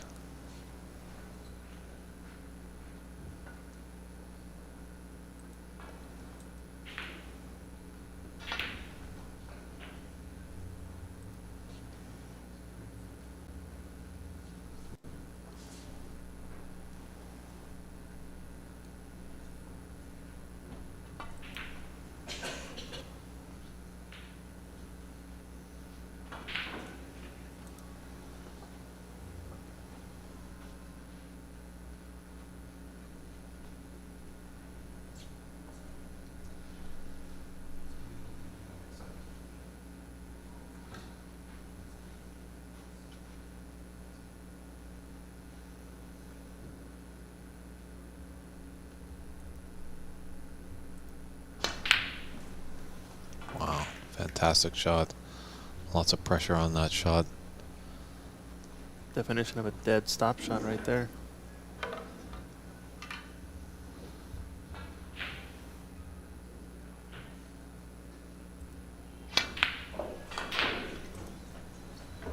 Yeah, we know why he refused the black a few shots ago.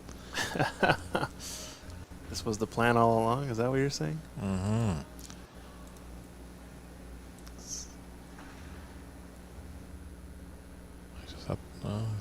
Refusing it again. Yeah. An angle to come down. He could take that black and maybe just slightly roll it through and have that gap between the green and blue to have that red that looks like he's on right now. I think he's just messing with you, dude. I guess this This is a better position on the table since you've got choice of reds all accessible to the right corner, whereas the left corner they kind of block each other in a lot of ways. At least the ones below the pink, which I think is what he was trying to get on. One of the two below the pink to open up the pink spot. He's definitely getting the kisses. That was a nice kiss on the green to be right side of the blue.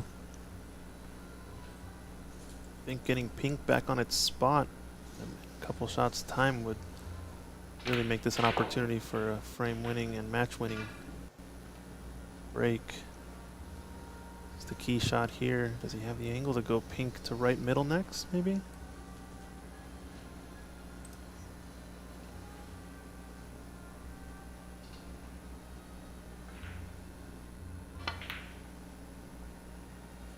Oh no, decelerated. Didn't strike through that. Felt as though should have hit that at pace like the previous shots and just done a tiny bit of a stun shot. Would have still had pink to right middle. Yeah, there's a Mount St. Helens eruption in Andrew McCluskey after that shot. Yikes. So, just a quick update. Looks like Charlie Brown and his opponent are tied 1 frame apiece. And we have some Canadians tuning in. So.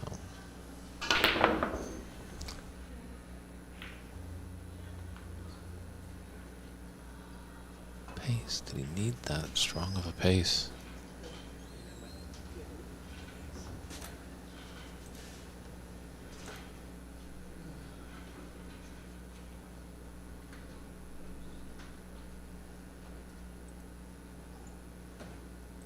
Yeah, it's good to see that I think we have the vice president of the Charlie Brown fan club, Haley, tuning in.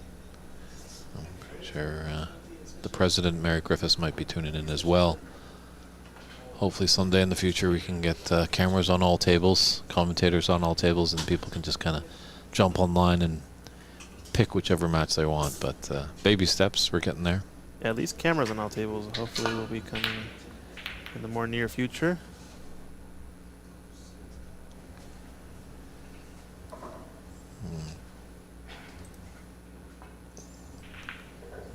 Andrew wouldn't mind that to run a little bit more, but just adding that rest, it's just a little tricky.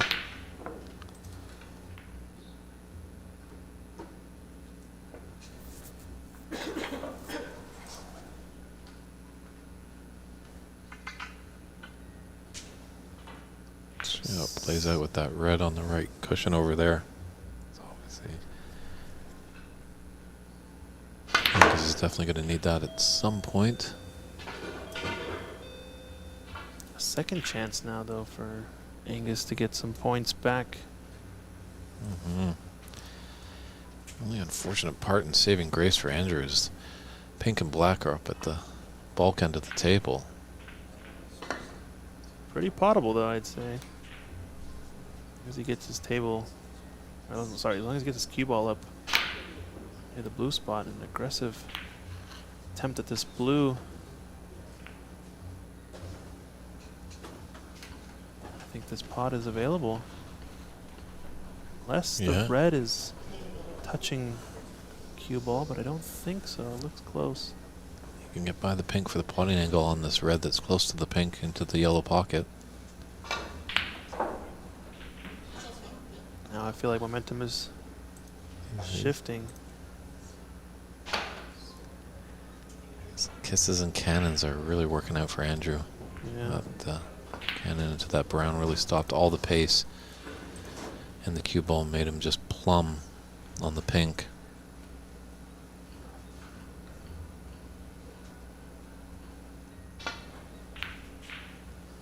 46 points in it, and 51 points on the table.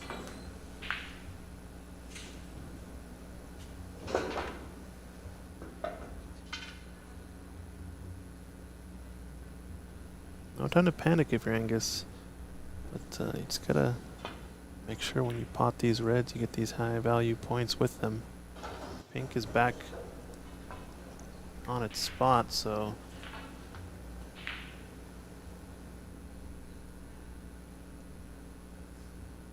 Just need to rely on your safety game to give you an opportunity. Turns out that's a pretty good safety. He's gonna have to kick at this, and he's missed. He's gonna be coming back. Yeah, I think Andrew just wants to nestle up nice and tight. One of these reds on the top cushion. Doesn't need to open them up. Just nuzzle on them. Yeah, if he can leave him bridging over the red, it'd be ideal. I was gonna say if he were to foul again and leave him bridging over for lack of free ball to right middle, but decided to just amp up and create some separation. It's like you said, the kisses have been going in his direction these last few shots. Now a chance to close the frame out. Yeah, everything was moving there. Oh, blue's gonna come to the rescue. B.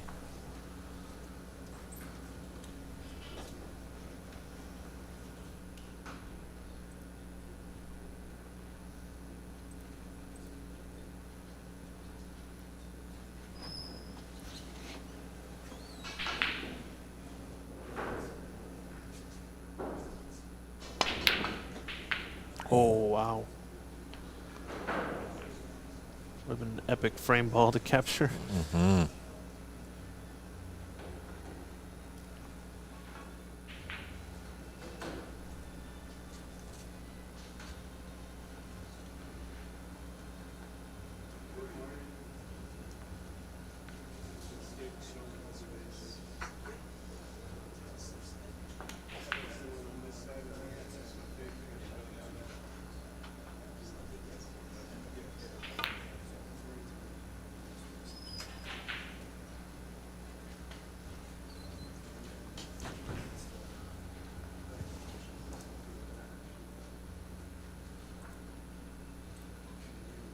Didn't leave anything, so that's important step number one. Well, what about this red to right middle? Is it audible? Wow. It was. Thinner than the razor's edge, that's for sure. And that's frame ball for Andy. He's got snookers acquired now.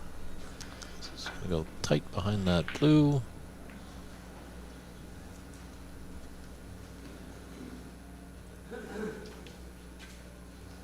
I think the red on the left is available. 43 is actually not snookers required. Pardon me. It's with black. It's going to be red, black, and clearance to tie for Angus. 43 available and 43 the difference.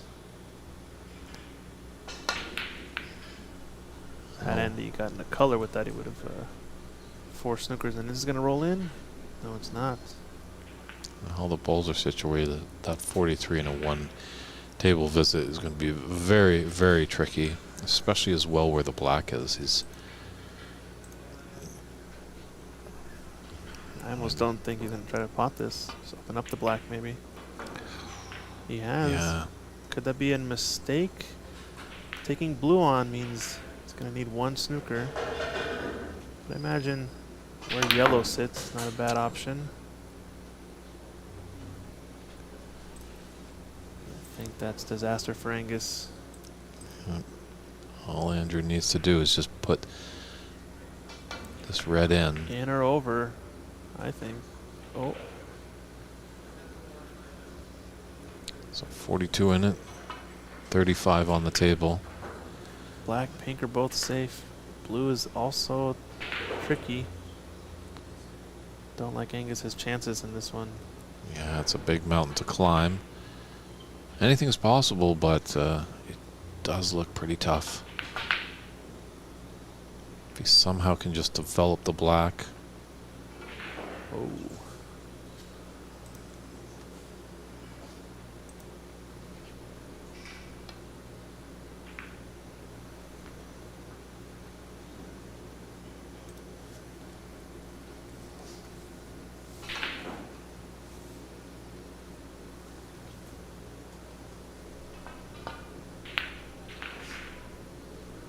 It's already in snookers required, so we can develop pink as well.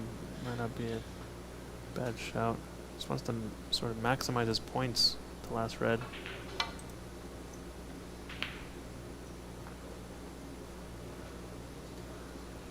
Sure, there is always a potential of a free ball situation in here, but still with that black on the left cushion, it's quite tricky. Ooh, almost got a dreaded double kiss. Just had a, I'd call it a double nudge.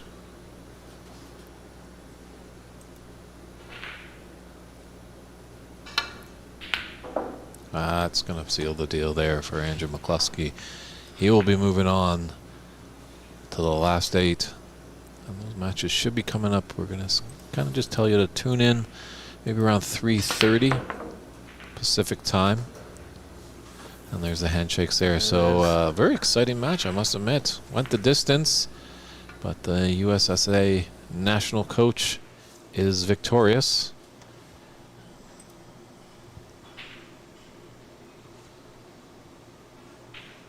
We've just punched over to some bonus coverage of Charlie Brown's match.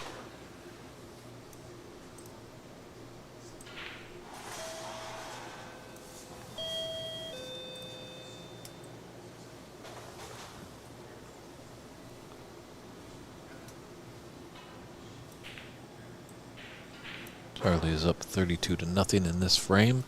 There's the 3rd frame.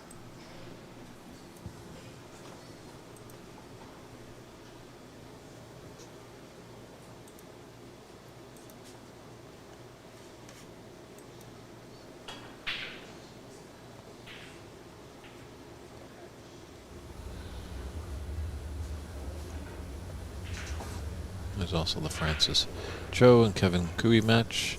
Scoreline is a bit tricky as our booth is completely blocked by the scoreboard.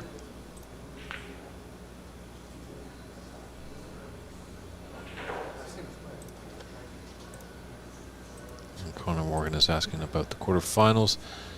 It's potential 3:30 that they could be starting. All depends on how some of these frame matches work out. Obviously we have 2 matches to go in the last of 16. It looks like there's a 2-0 frame line, I think, for Kevin Cooey over Francis Joe, and he's also up in the 3rd frame.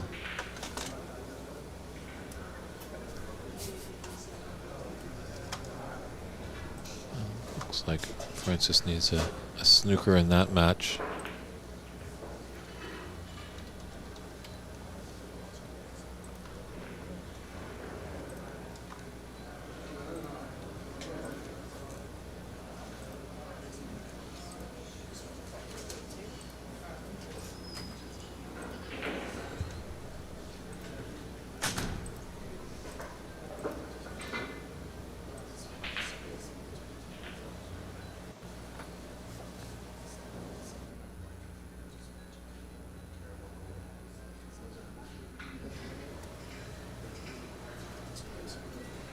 Yeah.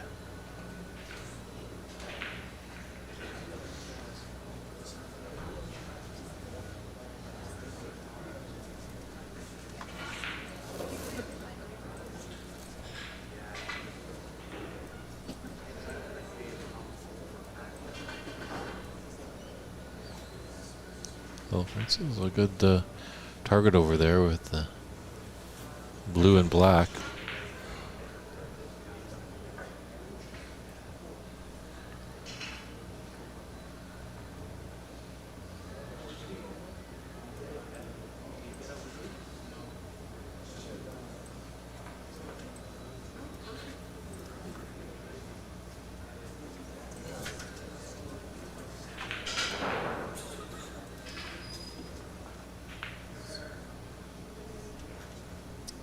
Definitely gave it a shot.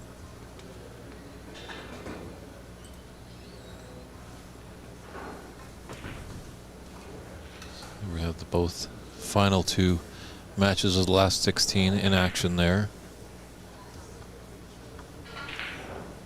Even Francis and Kevin's match is on the right. Kevin is up 50-22 and has a 2-frame advantage. Wow, that right Brown just went in and out.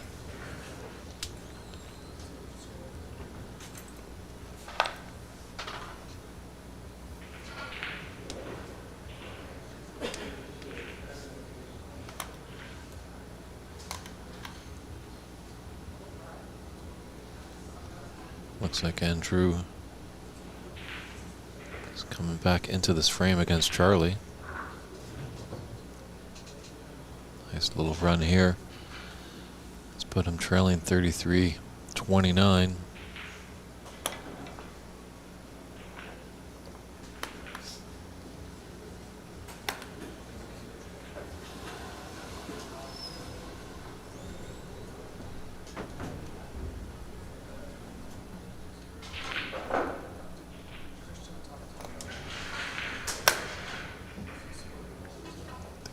Andrew wanted to get into one of those, force that red out. It's got a thin cut on this red, and that looks like it's over with between Francis and Kevin Cooey.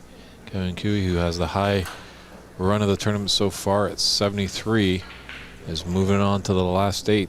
So we've just got one match left to go in the round of 16. Canadian Charlie Brown going against Andrew. What's his name there? Chowdhury, I believe. Chowdhury. Chowdhury. Maybe we'll just take a break and let the viewers watch this match till its conclusion, as I think we're due for our labor union break, or scheduled siesta of the day, I guess you could say.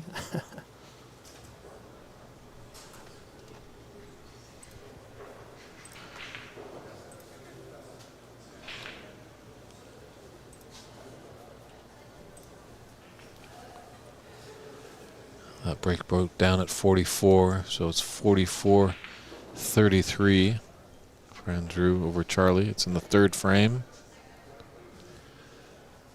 Tied 1-1.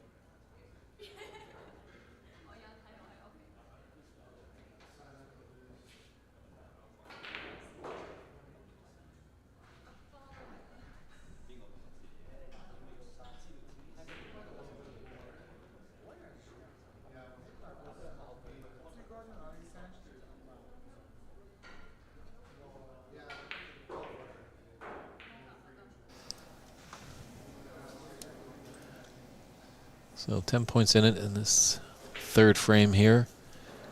Andrew in a bit of bother here with in the snooker. Does not have to worry. There might be a free ball here.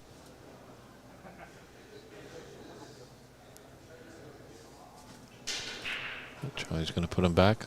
Thanks, Peter Singh, for that tidbit of knowledge that Andrew was a junior champ back in India.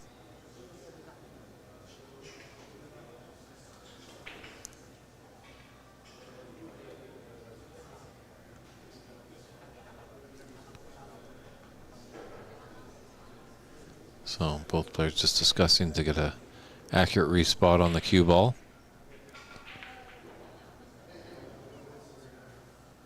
Both nodding agreements and game on.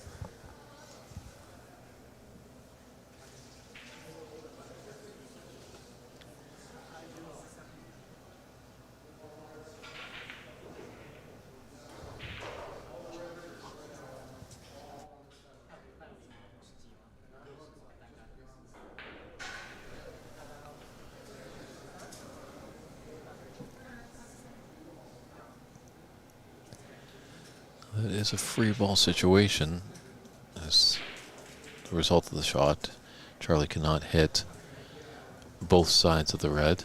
He's opting to take the pink as his free ball.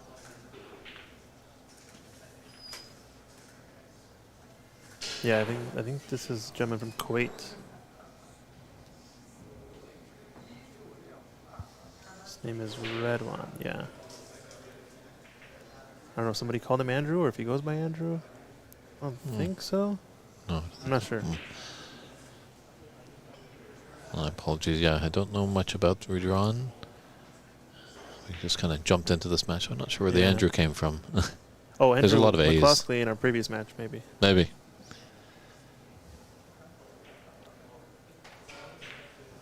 This is the last match, I believe, of our last 16 round. We're going to be starting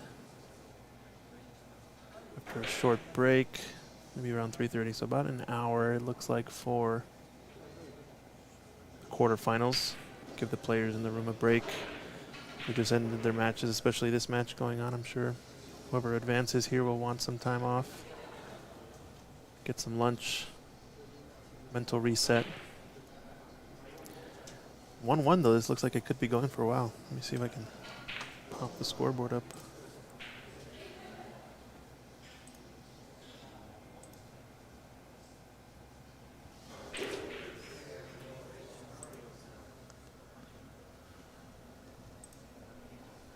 Yeah, I was just feeling if you miss this color ball, there's quite an opportunity for John to lay a snooker.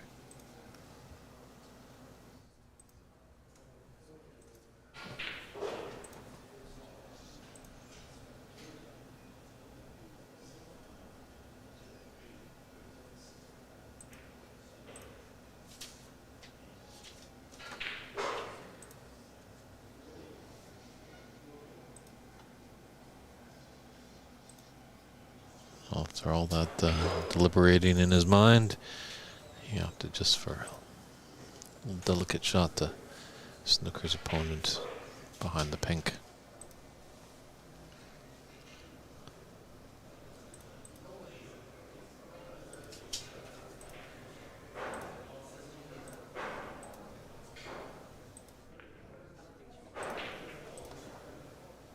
Very nice shot there. Yeah, excellent return safety.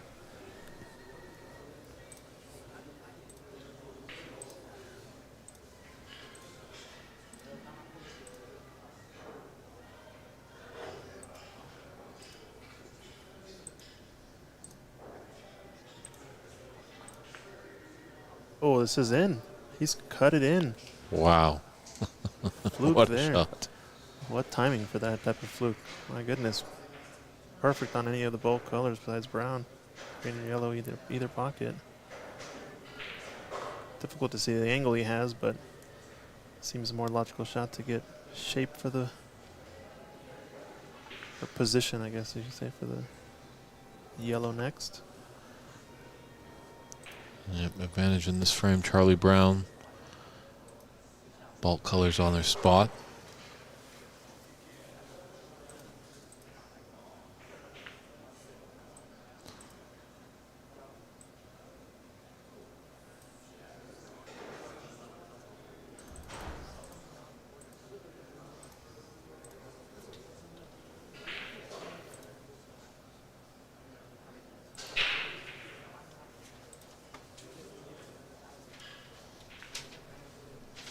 Oh, he broke down on the green.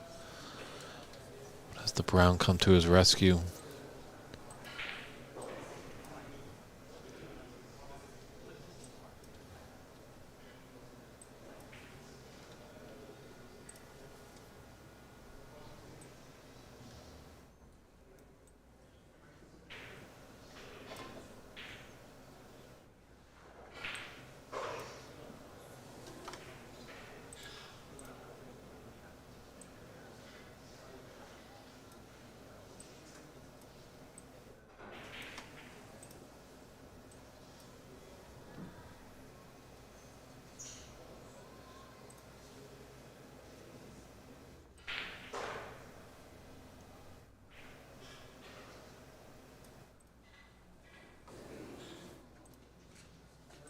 Looks like Charlie might have the snooker And the black. It's not bad of an escape for Redouane.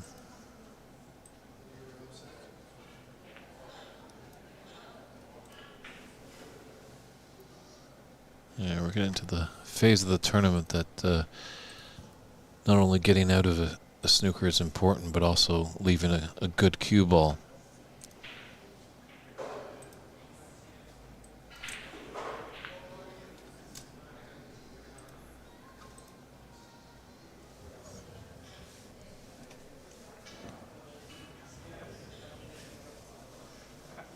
Is there a gap through there?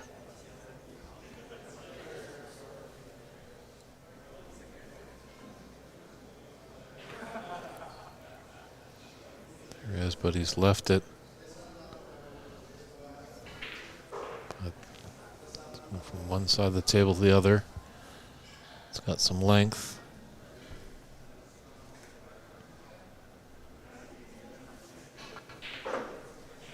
You can see this angle kind of makes the table a little bit flatter, makes it look not as big as they usually are. I'm done. You want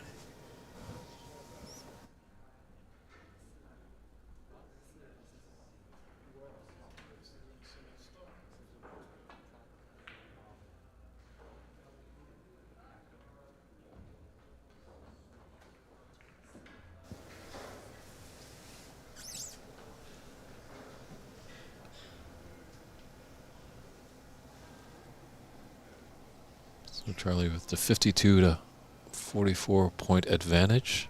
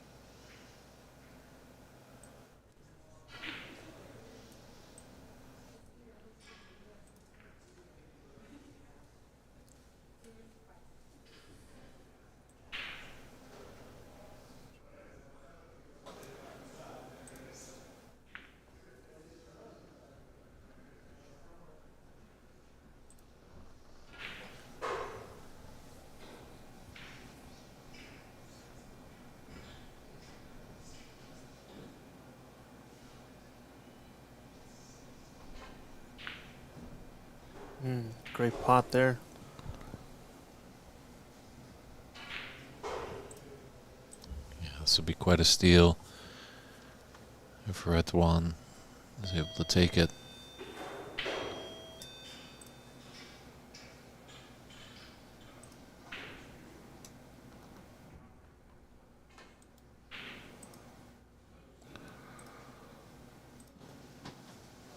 Definitely not happy how that went. It's not the end of the world. It is a blind cut for Charlie. He's got a 4-point advantage. He needs blue and pink to get an important third frame. Where this frame crawls within one frame of advancing to the final 8.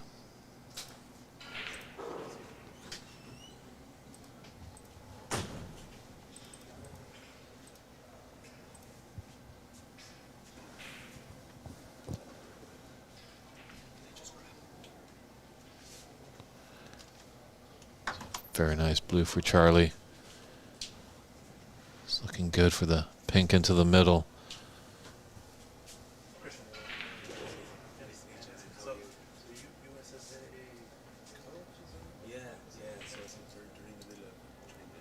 There he goes. Charlie Brown puts that pink in to seal the deal on that third frame. So we've got a little bit of fun in this little break here. And as they get started for the fourth frame, fresh off his victory, we're going to get Andrew McCluskey into the booth. Maybe just a little interview and see how he's feeling from that last frame victory. So stand by for that. That's coming up very shortly.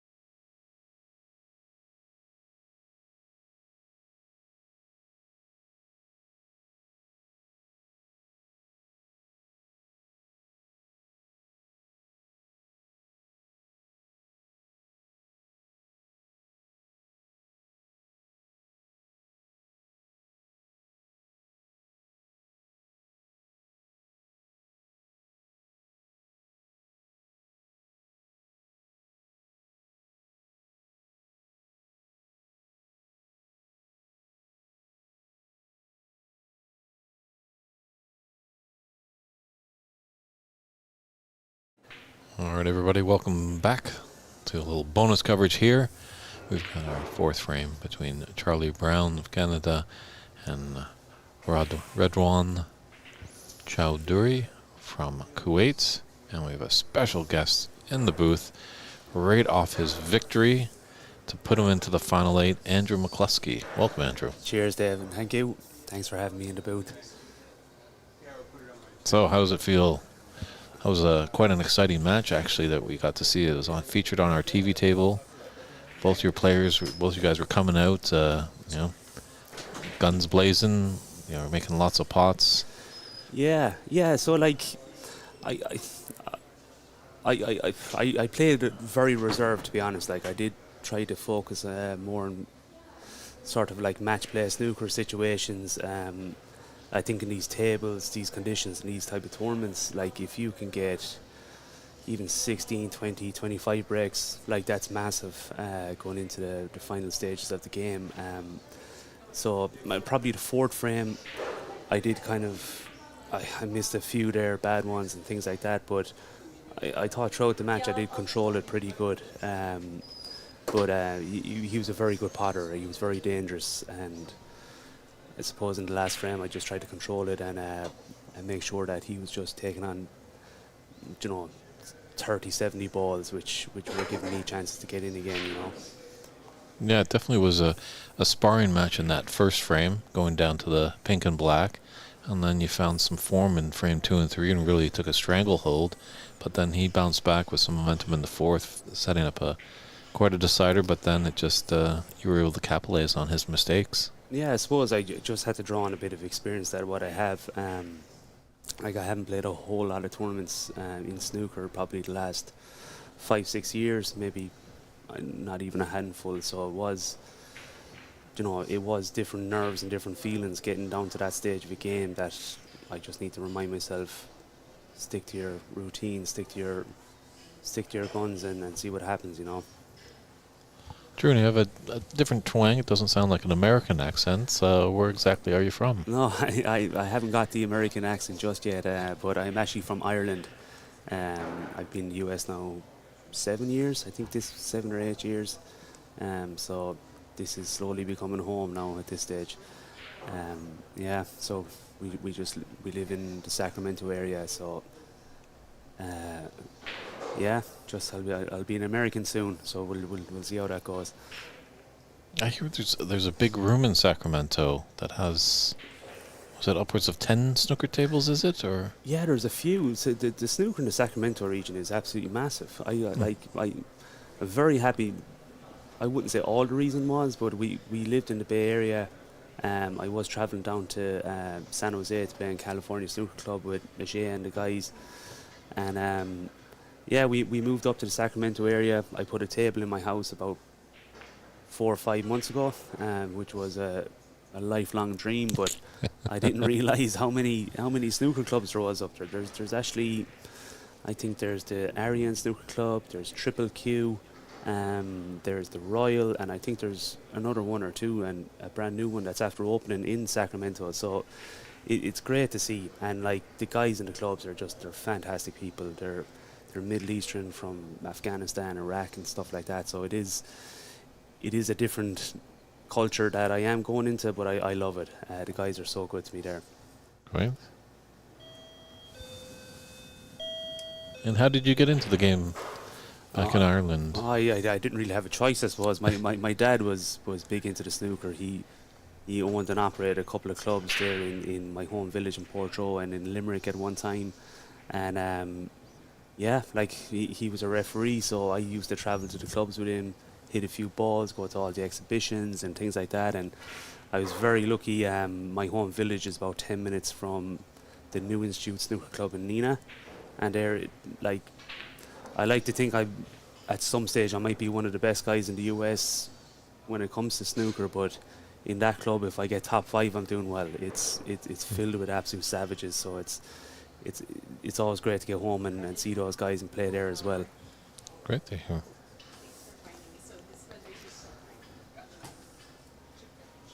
But I have to say that this club, I was talking to Mike there, it's definitely top 3 the best clubs I was ever in. It's gorgeous here. Like it really is. It's the tables are running well.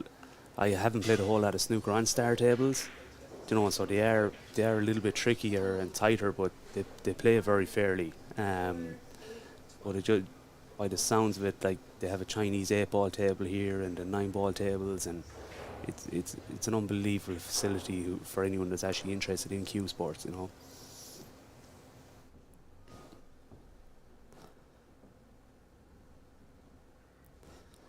Seems like we have players from all over the world here. A guy from Kuwait. Correct, yes. And Canada, and it's great to see.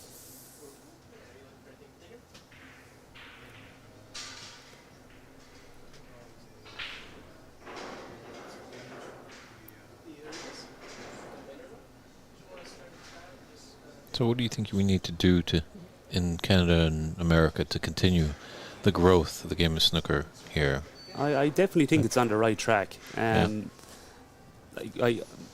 was the outside looking in there for a long time. I didn't have my 10-year residency green card and stuff like that, and I wasn't eligible to play at the time. But it even seems like having 64 players in the nationals last year was absolutely unbelievable. I definitely think they're on the right track. There's loads of tournaments now. Like the only thing is it's very expensive to get around this country. Even this tournament alone, probably you'd want to be getting to the final to kind of at least cover your expenses and have enough for a bit of dinner after, So like I think that's probably one of the main challenges that they have is how big and broad the place is. But I'm kind of treating today or this weekend as like the first game of my season. Like coming up, then you have the LA Open at Stevens Club, the Arizona Open at Rommel's. You have the Pan Americans Montreal, the Nationals in LA again. So, like the tournaments are good and they're worth going to because the prize money is absolutely off the charts. Like I couldn't believe it. Like if one of my best friends from Ireland, Brendan O'Donoghue, won his 7th national championship about a month ago, and I think he won €800. You know what I mean? And the standard in Ireland is exceptional. There's the amateur players there are doing unbelievable in the European and the world stages in the game. So I don't know where we are with it, but we're actually in the middle of announcing me as becoming the national coach for the USA. And I'm kind of hoping to use that platform to really, like all these players, include myself. Like there's more in the tank. There's more improvement there to be got through little things. Maybe their alignment a little bit, their practice routine, their structure. But I definitely think it's a fantastic position to be in at the minute because there is so much good tournaments coming up that are worth going to, and the standard.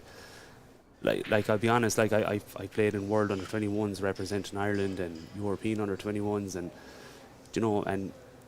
unbelievable standard all the way along throughout my life. And I kind of thought that, look, maybe I'll come over to the US and and I would be very good. And today is actually the first knockout game outside of my own clubs that I've actually won. So like it's like there's these people are passionate about snooker. They know how to play snooker, and you know what I mean. It is definitely going in the right direction, and I'm definitely excited to be a part of that. Do you see a lot of youngsters in the clubs in Sacramento? No. I would say the youngest would probably be mid-20s to the 30s, which is disappointing. I suppose in the US, every country's dealing with it outside of maybe China and Middle East and stuff like that, where it is a lot more, snooker-based countries. The amount of sports in the US that parents and kids have to deal with, like, in order to get to snooker is very difficult. But I am definitely hoping at some point, there's ways and means about getting more participation in at college levels, university levels and whatnot, and all you need is a table. All you need is a table somewhere, But there definitely is a couple of good young pool players that I know, and I'm definitely going to try to coax them over at some point anyway, for sure. Good to hear.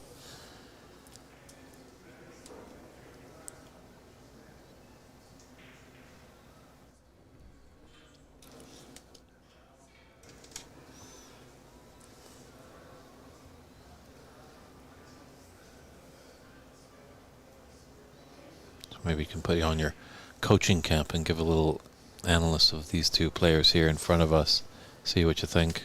Yeah, like a best of 5. They're still short races. You know what I mean? You don't want to find yourself 1 down, 2 down, even behind at any point of a game, and you can just see from these players straight away, like they have their thinking caps on straight away. If red one, is it? Yeah. So like, one mistake here, red one, Charlie gets in, makes 20, 30s, which are massive in tournaments. You know what I mean? He'll be 2-1 down, 40, 50 behind. So very cagey, and it kind of needs to be. If you push the boat out too early here, you could be going home, Mm-hmm. And I think that's what Charlie's doing. He's just like waiting for the mistake. He just wants him to, maybe go for one, but frames like this it's a little bit tough,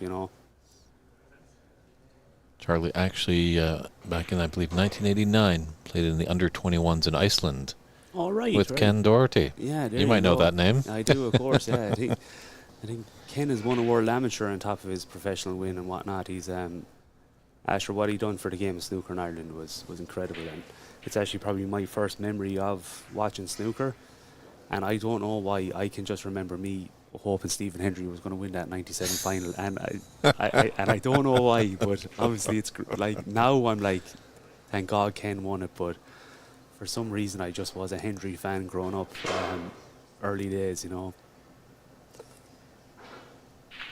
Because was there a lot in Ireland before Ken? There was, yeah, like Ireland is, they've had their Fergal O'Briens, their Joe Swales from the north, Paddy Wallace, trying to think of a couple of other pros they would have had, the Dennis Taylors. But you could probably count maybe 8 or 9 pros that people would have heard and found out about. But even while Ken was winning that tournament, I would have been young going to these tournaments. You still had the amateur players were excellent. Like you would have had Tom Gleeson, who's from my own club, Brendan O'Donoghue from my own club, David Hogan from my own club. The 2 boys would have went professional the late noughties, but like they were all around the time, well, a little bit after Ken, but back around Ken Doherty you would have Jason Watsons of the world and Colin Gilchrist and guys from Dublin, Mick Judge, and so snooker was always strong, but I feel like they're coming again. We have a guy called Aaron Hill from Cork. He's world number 60 at the minute, and he's our great white hope at the minute. Yeah, that's kind of what happened with Scotland. They weren't that strong on the snooker scene, and then all of a sudden this young buck named Stephen Hendry came along and changed that. Obviously, I'm from Canada, and Cliff Thorburn opened the door. He went over after an exhibition over here. John Spencer said, "Hey, come on over. You should play in some tournaments." And soon enough, a bunch more players went over, like the Bill Warbenicks, Kirk Stevens, Jim Weich, and I think Alain Robidoux was our last Canadian professional. Right, yeah, and the US needs someone to break down that door at some stage. Like I know, I think Amid is on the tour at the minute, but his results are showing that it is a tough school. You know what I mean? It's like you go up against these guys in the 128 in the world, and you miss one ball and you're in trouble. Like this is what I mean by Charlie. Like he mightn't look big at 20-point lead, but I'm sure he's just gonna nearly put a ball safe even and push him out a little bit more,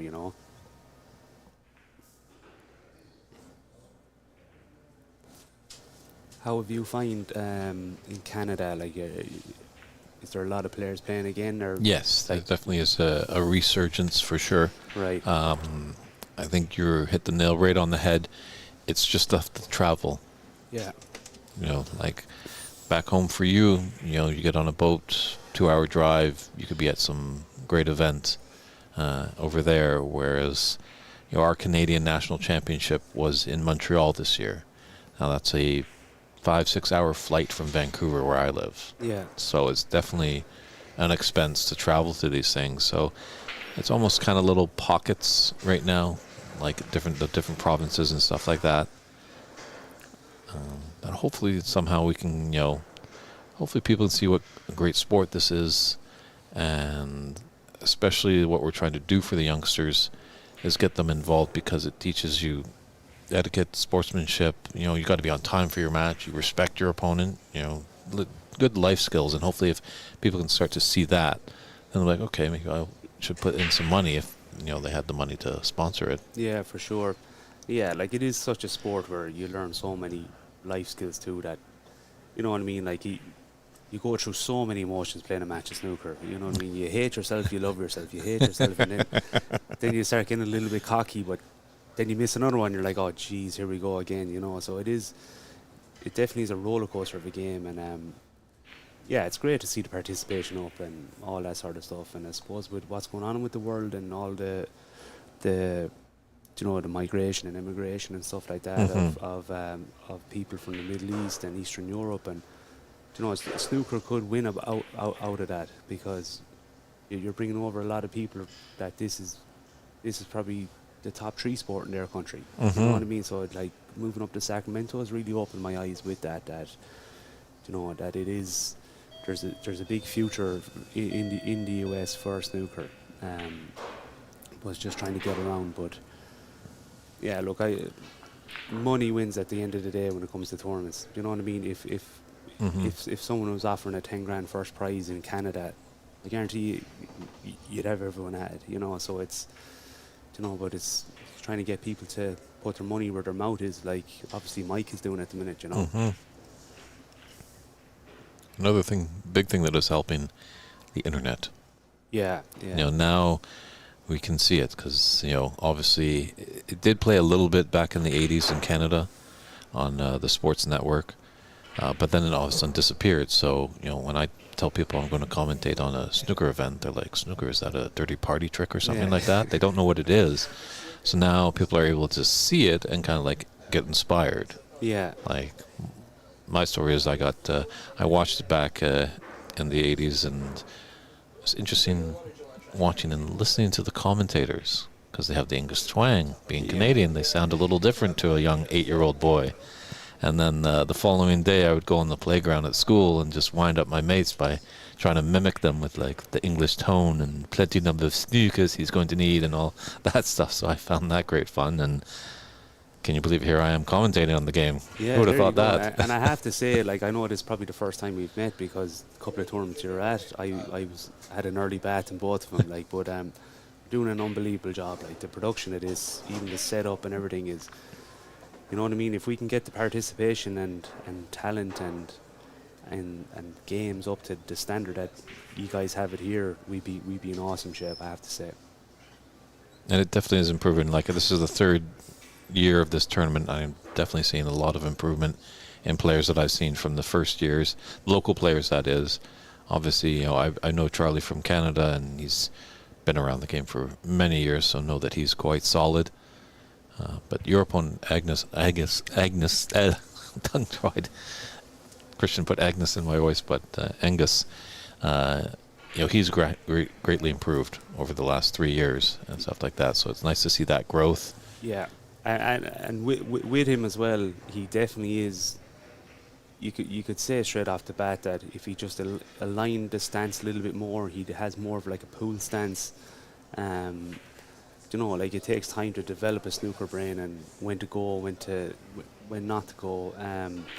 Definitely is. It's just trying to keep people playing. You know what I mean, and keeping them interested. And up here, it seems like there's loads of leagues and tournaments and stuff like that to keep guys coming back. Because I just know for myself that if I don't have anything coming up, I'm not practicing. Like I just can't do it. Like I'd rather be playing golf or hurling or something else that you have something competitive coming up. So I think he definitely is one for the future, and with the right guidance and the right coaching and things like that, I definitely think he can be a good player.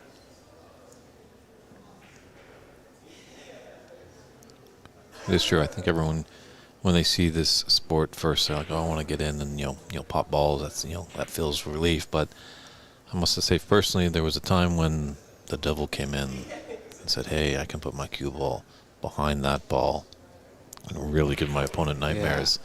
That's when I can see the big smile and hear it in your voice there, Andrew.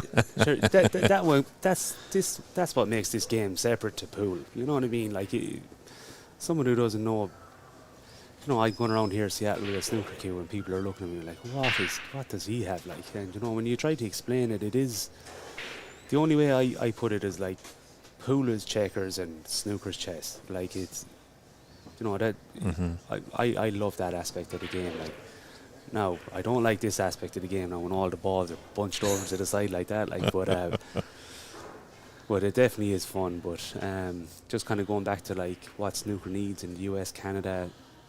Like, I don't think we're a million miles away from seeing this sport in the Olympics. And you know yourself, like when the US are involved in any Olympic, sport or anything like that, they are going to back it a little bit more and stuff like that. So, like, I definitely know the powers to be have been working hard at it and whatnot. So hopefully, I think that's going to be the big breakthrough moment in the US for it. True, and I hope I'm not speaking out of turn, but I did actually ask Sean Murphy when he was up in Vancouver for his exhibition on his little tour that he did, how's it coming with snooker being in the Olympics? And he's like, I've been trying for a while, and I'm not going to, mix emotions there. But the unfortunate part is with the WPBSA and the IBSF, a lot of these organizations, they're fighting a lot. Yeah. There's a lot of infighting and stuff like that. IOC is just like, we're just going to step away. We don't want to see this fighting. Like, which is such a shame, because you look at boxing. Like, in boxing, there is how many organizations? There are 5 world championship belts. There's all sorts going on. You know what I mean? And it's a divided sport because of that. And like, it'd be very difficult to see snooker getting past that fight, because at the end of the day, IBSF are Qatar, and it's looking like World Snooker is letting the Saudi Arabians in. So, like, I'm no expert on the relationship between Qatar and Saudi Arabia, but I think that's where it all hinges on is those two countries, because they're the ones that are putting the money into it. You know what I mean? They're the ones that Matchroom seem to be accepting them, whereas like the PGA Tour and Live and all that sort of stuff, they have to go through so many, the justice system in the US and things like that. But with snooker, it looks like, come on in, we're open for business, which is great for the game. But hopefully someday, common sense will prevail, and at the end of the day, snooker's owned by everybody, not just by governments and associations. Our friend Peter Singh up in the chat is wondering, Andrew, if you'd come up to Canada, the Vancouver area, to do some coaching. I will, for sure. Yeah, like I'm very lucky. I have a job that's going to allow me. The whole purpose with the coaching is, and I talked with Ajay a lot through it and put out the plan, and like, I want to do this on a 1-year basis to lay the foundation that there is going to be national coaches going forward. My background is business and sports management and sports development. I've been involved in all sorts of teams and sports throughout my life, and I'm really hoping that this is going to be the benchmark of, if I come in for a year or two, there's a book for someone. You know what I mean? That, like, you go on and do it now, and you go grow the games and develop the game. And yeah, but long story short, yeah, for sure, I'm going to be advertising me going to the US, Canada, whatever it may be, and putting on clinics and coaching. And look, I know I'm not the best player in the world, like, but the best coaches were never the best players in the world. You know what I mean? So it's I definitely plan to give it it's it is an honor for me as well, because if I to say that I was the national coach of a sport in the US, that's incredible for me going forward. But it's just putting it to use, and hopefully people really put me to work as well, and give me the opportunity to help them improve their games. Do you want to divulge any information of how people can find you for coaching? Yeah, so we haven't set up it on US Snooker yet and all that sort of stuff, and like, I'm sure at some stage you'll be on Facebook, and you know, and that's not really my jam now, is to be posting on Facebook selfies and all that sort of crack. But yeah, I have an email address at the minute if people want to reach out to me. It's amcqsports@gmail.com. So like that way they can reach out to me, and we can set stuff up before I get my my official title off the association and stuff like that. But I don't think that's a million miles away either. Okay, so AMC Q Sports. Q Sports at Gmail. Yeah, correct. Now Charlie's doing excellent here. Do you know what? Like, the balls are all terrible that side of the table, and like I know the other guys in around the balls at the minute, but he's managed to kind of keep them tight and keep them away from him coming in making a handy 20-30 break. So I definitely have Charlie's strong favourite here at the minute, even though he's not on the table. Were you working with Chris Lovell with the WPBSA when you're doing your coaching? Yeah, so yeah, we done a 2-day coaching course. So that's why, like, I'm under no illusions that I'm this overly qualified coach that's going to do X, Y, and Z. Like, Stephen has the same qualification as me, Stephen Wong. There's a couple of other guys, Sam McGrath from the club in San Jose, a couple of guys from Pan American from Canada, Brazil.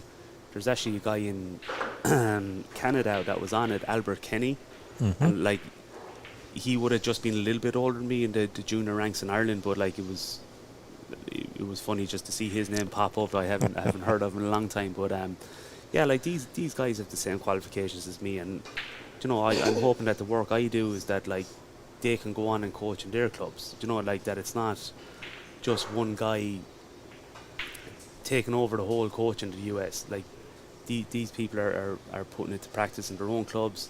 If they can travel regionally and stuff like that. But yeah, we done it with the guys. Chris and Nigel Bond was there, and Andrew. It's not Andrew Norman. It was Highfield. I believe so. Yeah, yeah. They were very good. They were very good, and fair play to World Snooker for putting on that session for us, and hopefully they can kind of make it easier for us to get to level 2 as well, instead of traveling to England, because that's when you're running into mega money then, like going traveling, So a good shot there. Very good shot. Yes, Albert Kenny is the reigning BC Open champion. He's won it 2 years back to back. Right, like, now I don't think I've ever played him. Like, maybe if I did, it might have been under 16 or something like that. But like, he used to always be in the Q Sport magazines in Ireland of him being out thereabouts in the junior ranks. Like, and he would have had some very good players. He would be probably playing against Davy Morris, David Hogan, Greg Casey, Johnny Connors from the northwest of Ireland, Vincent Muldoon, who I believe is actually in New York and eligible to play snooker. And I think if that guy ever gets his cue out, it'd be very difficult to beat him. But yeah, so Albert would have grew up with, like, playing good stock in Dublin as well. Like, they have a lot of competitive leagues and good players up there too.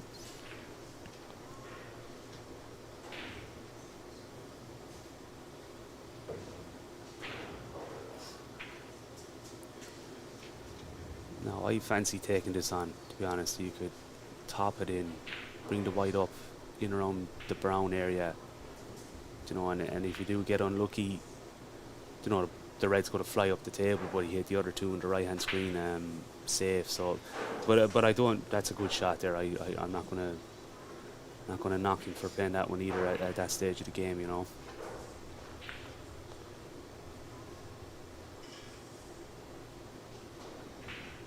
No chance to do the same shot. The safety, you could be knocking balls over the hole here or anything. Looks like he's arcing up to go around the back of the black though. Oh, good shot.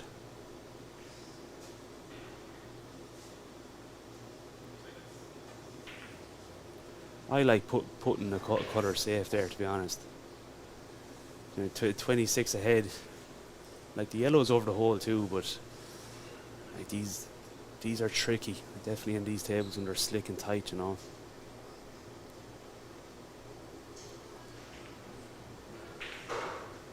Good shot. There he has a tough safety though, you know what I mean?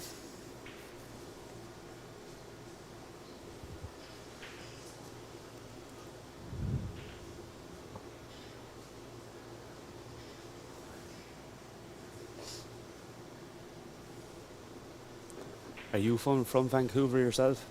That's where I live right now. Nice, nice. Yes. I got my table up in Penticton. Okay. Yeah, a very random one. It was yeah, a guy sold it to me up in Penticton, done me a great deal. I have to say, like I What kind of table was it? a Riley Renaissance. So it's a. I love it. Like it's my table. Do you know what I mean? And I'm like, there's no one ever going to beat me in this table. But the pockets are a little bit bigger, but it runs. I'm lucky there now. It runs well. It runs very well. New cloth and stuff like that. And I have to say a big shout out to my brother-in-law. He actually flew up to Canada and drove it down for me. So Wow. like that's something I'll always be indebted to him for that. Anyway, but yeah, I know a lot of Irish people in Vancouver. I know some people up there as well. It's I definitely would love to get up there at some stage.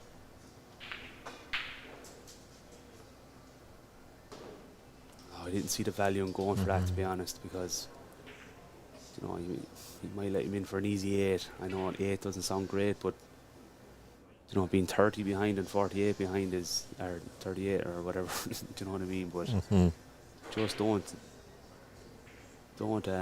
I see there in the comments from Attic Billiards. I believe it was, yeah. The guy's name was Lee. He bought it from a club up in Canada, and now it resides in Sacramento, California now, and it's not going anywhere anytime soon.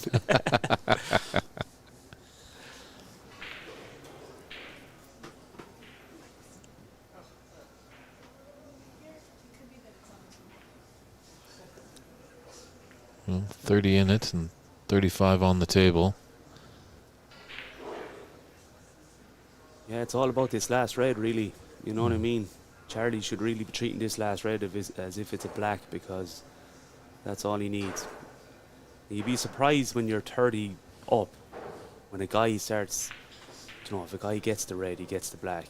All of a sudden he gets the yellow after a safe exchange. Then you're like, oh, here we go. You know what I mean? Like you're only 10 ahead and battling out in the pink. You know what I mean? So he definitely should be taking the mindset that this is the black and this is the game, you know.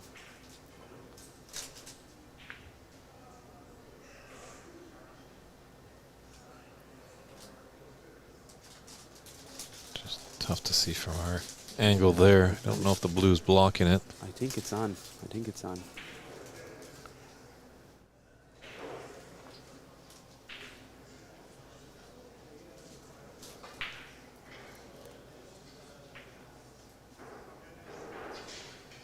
I don't think it's onto the middle though, is it?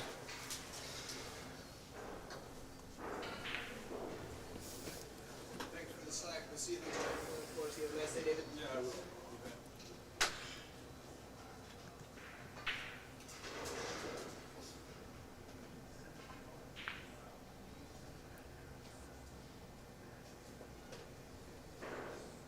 Not bad, not bad. Sometimes with safeties, you just got to take your medicine and don't make sure that the other guy isn't going to pot it. You know, you know, you don't always have to stick someone to the cushion or snooker them and whatnot. Just sometimes taking your medicine is the best course of action when it comes to safety battles.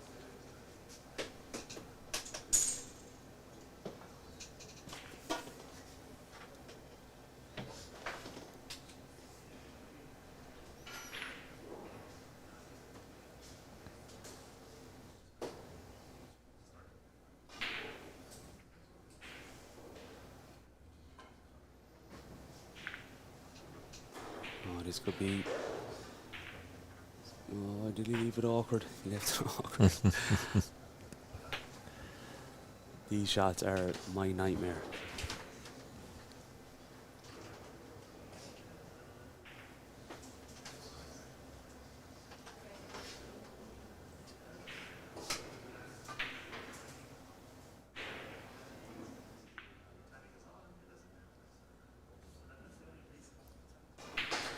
He's not too bad.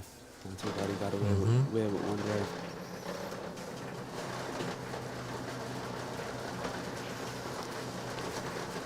Don't worry, everybody. There is no earthquake coming. Just the gentleman that's running the room just cleaning some pool balls, as it's an active room here at Ox Billiards.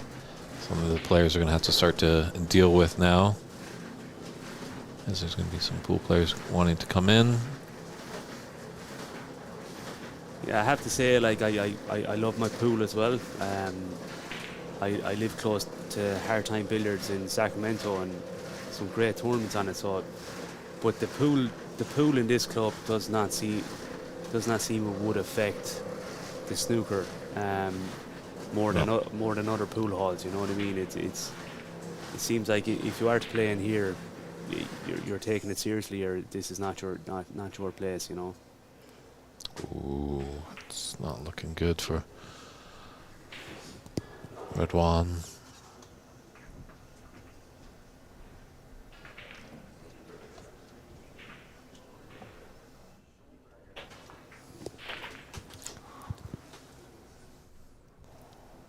Ooh, he might get the snooker here. As we do have in these this round that if a player needs more than 2 snookers and we're on the colors, that's an automatic concession. I have to say, I love that rule. Just like, you know, if they want to make snooker more attractive, there has to be these little changes. Like, and that's I believe that's a change that's promoting the game way more, because if you get snookered, you know, albeit if you're, you know, it depends where the match is, but if your opponent misses and leaves you on, you got to be going for it. You know what I mean? You know, well, within reason, not a big mad long one or anything like that, but it definitely is a rule that I could see changing the game. Because I don't think a lot of people, maybe as much in North America, know kind of the etiquette of conceding. They just see like, oh, you pretty much play the game until all the balls are gone. Yeah. Oh, super shot. Super shot. Chance for a little bit of a John Higgins here now, just dishing up and let's go again, you know.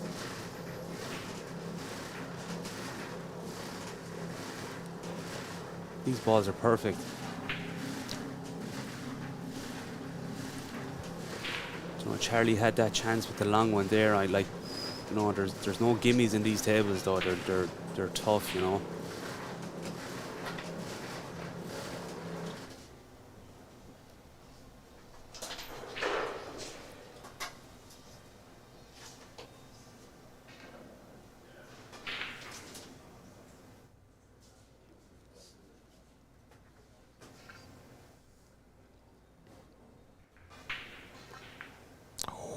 Just rushed it, didn't he? Mm-hmm. I was going to say it was going to be a great clearance if he made it. Definitely would be deflated to Charlie, but Charlie gets a reprieve.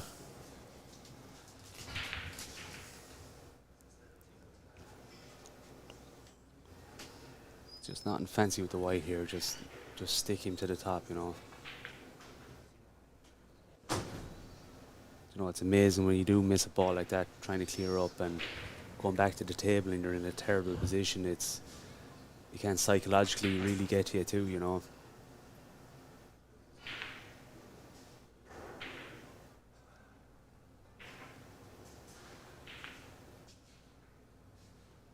Yeah, you need those portable lobotomy machines just to blink your mind of any past events. I know. I'm sure. Look, that's probably 80% of this game is what's between the 6 inches in your head, you know. You know, it's how you're bouncing back, how you're recovering, how you ride the waves when they're going, and how you get yourself out of ruts. It definitely is a huge battle every time you go to a table. Not only against the table and your opponent, but yourself, you know. Nice shot there. Should be an easy kick off the side though.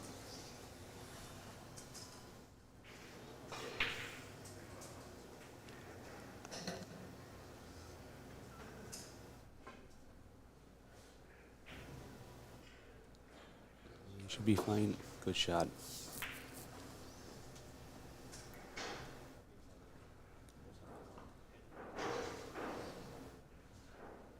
like hitting this 10, Dave? What do you think? Would you send the green up the table, or you just send the white up the table?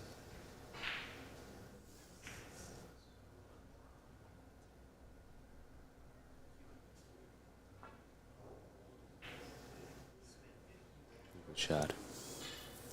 Yeah, looking at it almost sitting maybe on the left side of the green, kicking it up, maybe getting close to the brown behind, or maybe even kicking off the brown into the green pocket.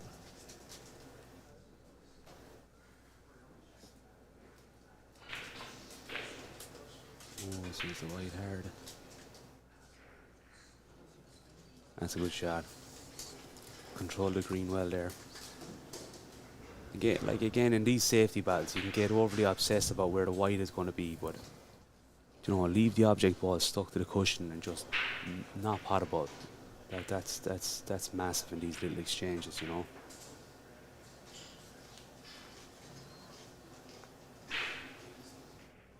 Yeah, this green is of paramount importance. Whoever's taking that has a good chance to run out the table, as that brown is sitting right near the green pocket. Blue's out in the open. Yeah, Charlie has to be a little bit more on the nervy side here, because being ahead by that much, sometimes if the guy had an 80 or 90 break there, it wouldn't affect you as much as being ahead in this situation and losing on the black.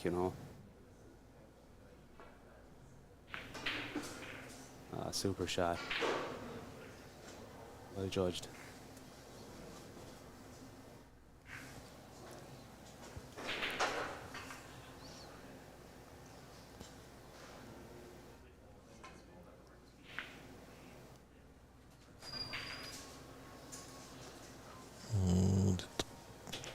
Oh, it's rolling on.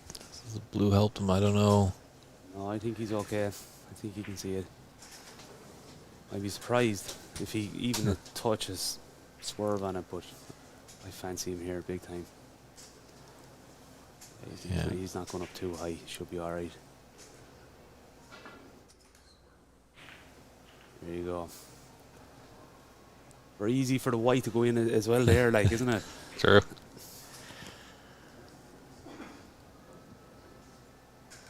So, red one does need a snooker. Nice. He needs a few more. So the Canadian is still alive. Yeah, he managed that for him excellent. Once he got ahead, he didn't let him up the breach, which is good experience. The pockets are looking like buckets now when you got the. Oh, it's amazing. It's amazing when it's all okay. You start thinking you're Judge Trump going around the table then. Should be handshakes there, so Charlie Brown takes that match 3-1. Andrew McCluskey, it's been great having you in the booth. Thank you very much. Hopefully I'll chat to you a little bit more, and as I said, if anyone wants to reach out to me, shoot me an email, amcqsports@gmail.com, and hopefully we can stay growing the game. Sounds good, Andrew. Thank you very much. Love to take you a visit to the capital of California, Sacramento. Hopefully I can get out there someday. And we enjoy your company. We enjoy all your company out there, viewing audience. We're going to step aside for a little bit. Probably about 4 o'clock, we should be getting into our final 8 players. We're just going to take a look and see what is going to be our most advantageous TV table. But tune back into us at Ox Billiards, either their Facebook page, YouTube, or Twitch TV. On Ox Billiards, you can find the great Seattle Snooker Open of 2024. It's David Burney saying ta-ta for now, but we'll see you soon. Bye-bye.